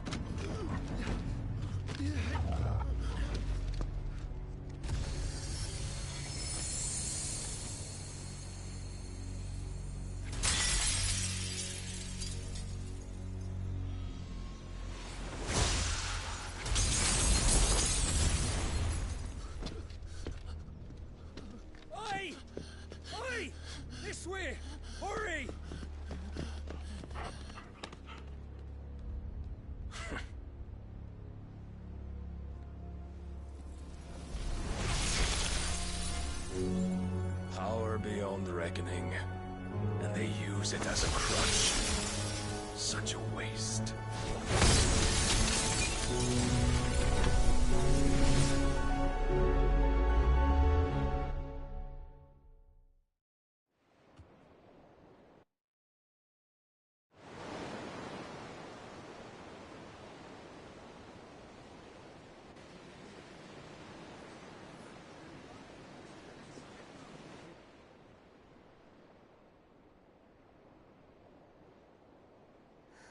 Will he be all right? The phoenix can mend flesh, but the spirit must recover on its own. I'm afraid the rest is up to him. This place is remarkable. Outfitting it must have been no small feat. But why go to such trouble? That beauty's belly's filled with wonders the world ain't ready for. If the guilds caught wind of what we were up to, they'd all want a piece. All right? And how is he? Do not blame yourself. He was barely breathing when you brought him here. We would have lost him if it were not for you. No. Barnabas may have severed nigh every sinew in my brother's body. But he made certain the wounds were not fatal. Nigh every sinew? Allow me, your lordship. Don't know what I was thinking, putting you to the trouble like that. 'Tis no trouble carrying comestibles to my ailing nephew. I know, but you've already done so much for us. Pouring your gil into the hideaway and now the ship. I don't want to take the piss. You risked your life. And for what? Some girl you hardly know. Why'd you do it? You not mad or something? I wouldn't go that far. Clive! You're awake, my boy. Oh. All I want to do is help. And the world won't save itself. It was Sid. Your father, who taught me that. Sounds like him. Don't you dare do that again. What of the Royalists? Fucked off, the lot of them, along with the galleon. With the king on board, no doubt. The Iron Hair wouldn't sail without him. Clive. Jill didn't come back. What do you mean? She kept the king busy while the others dragged you out. It's all right, Mid. Jill is fine. The ether of her icon endures. And as long as it does, we can be certain she is alive.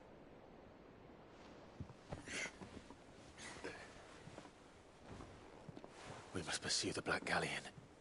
Jill will be with the king, I'm sure of it. Well, good luck catching him, because my ship's going nowhere. It's the Mithril engine. She's got a kick like a wild chocobo and a mind to tear the hull in half. But you have an idea. Well, of course I do. My dad'll have seen this coming a league off. If I had his old writings... If you had his old writings, you'd be sitting under a fuckload of rubble. The ones Otto didn't save anyway. I suppose he might still have a few pages in his stores. We'll have to hope it's enough. Do what you can to ready the ship. I'll speak with Otto. In your condition, you really are mad. Perhaps. But the world really won't save itself.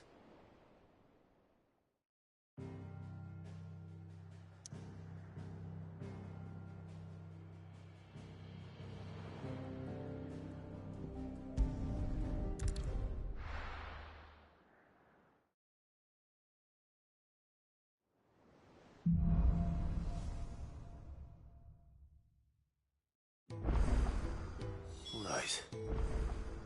Gav said that Otto might know something.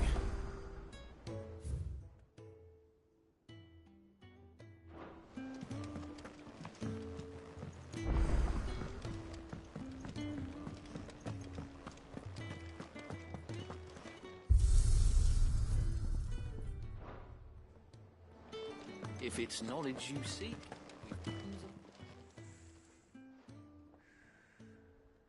Let me tell you a story, Clive. All right. Them rumours Wetlegs were spreading. Might be they weren't just tales plucked out of thin air. You see, there were a time when I weren't too particular about who I sold steel to, so long as they paid me the right price. Some women lust after blood, others after flesh, but me, I were always one for gold. And to satisfy that lust, I sold to opposing armies, stabbed my every client in the back, made myself the most hated woman in the twins. But then one day I met a man who made me a different kind of offer. Said he'd give me access to a realm-wide community of like-minded individuals in constant need of steel and sundries. On the condition I sold to him and his alone. Was that the first time you met Sid? Aye. And I fell right into his damn trap. He was true to his word, so I ended up being true to mine. And I soon started making the best profits I've seen since taking up the trade. And all without aiding or abetting any outlaws. Except Sid himself, that is. Told me about his plan to topple the mother crystals, you know. Said that with them gone, the realm would want for all manner of things. An opportunity for the likes of me to mint gil. Why, I reckon an enterprising individual could find himself the richest dam in the twins. And that's when he had me. I emptied my stores that day and moved into the hideaway proper. And the rest, as they say, is ancient bloody history. A dozen years on, and I'm still not the richest dam. Not for lack of trying, mind. But I can say that I have never been happier. You've all shown me there are some things more precious than gil. That there are. So don't you go messing it all up, or you'll have me to answer to.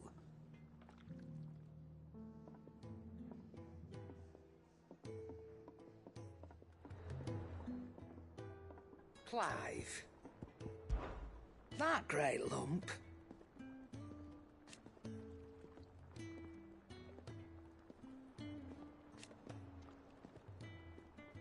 No.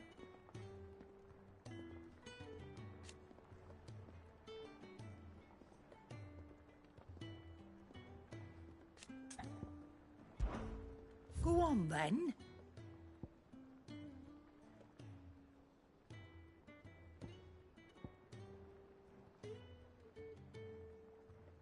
Finished, are you? What do I owe the honor? Not saying fortune, do you?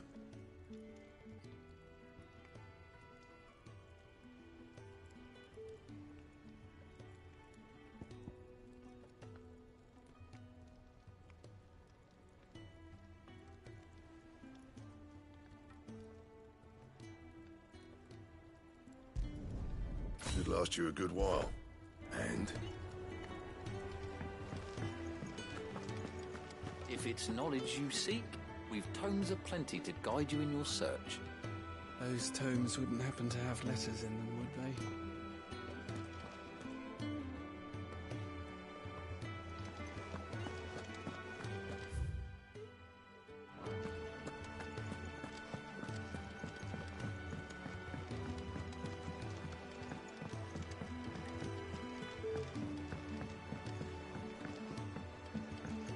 Cole said it was an army of a cash. How are we supposed to do our duty when the hills are crawling with it?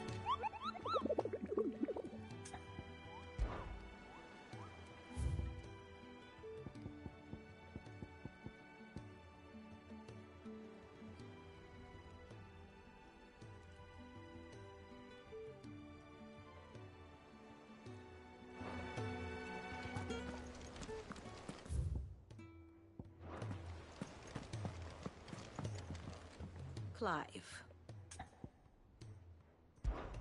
What is it that you wish to learn? One must understand one's place in the world.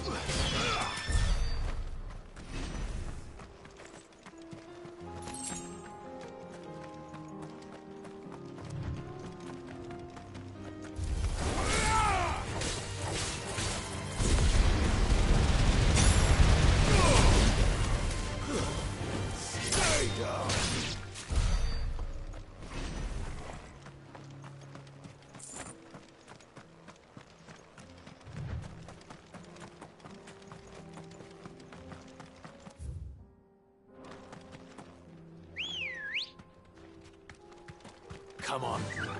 Yeah!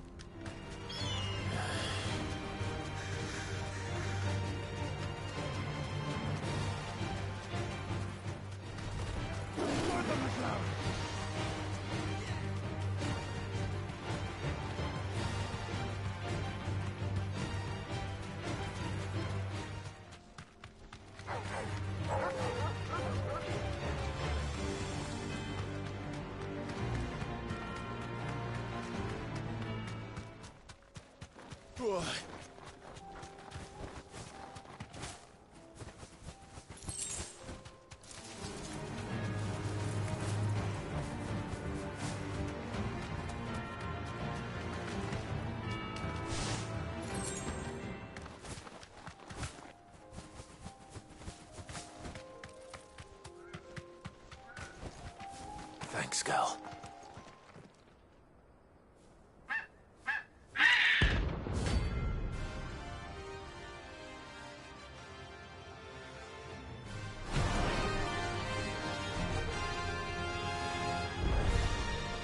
That's like no chocobo I've ever seen. Something tells me it won't be easily broken.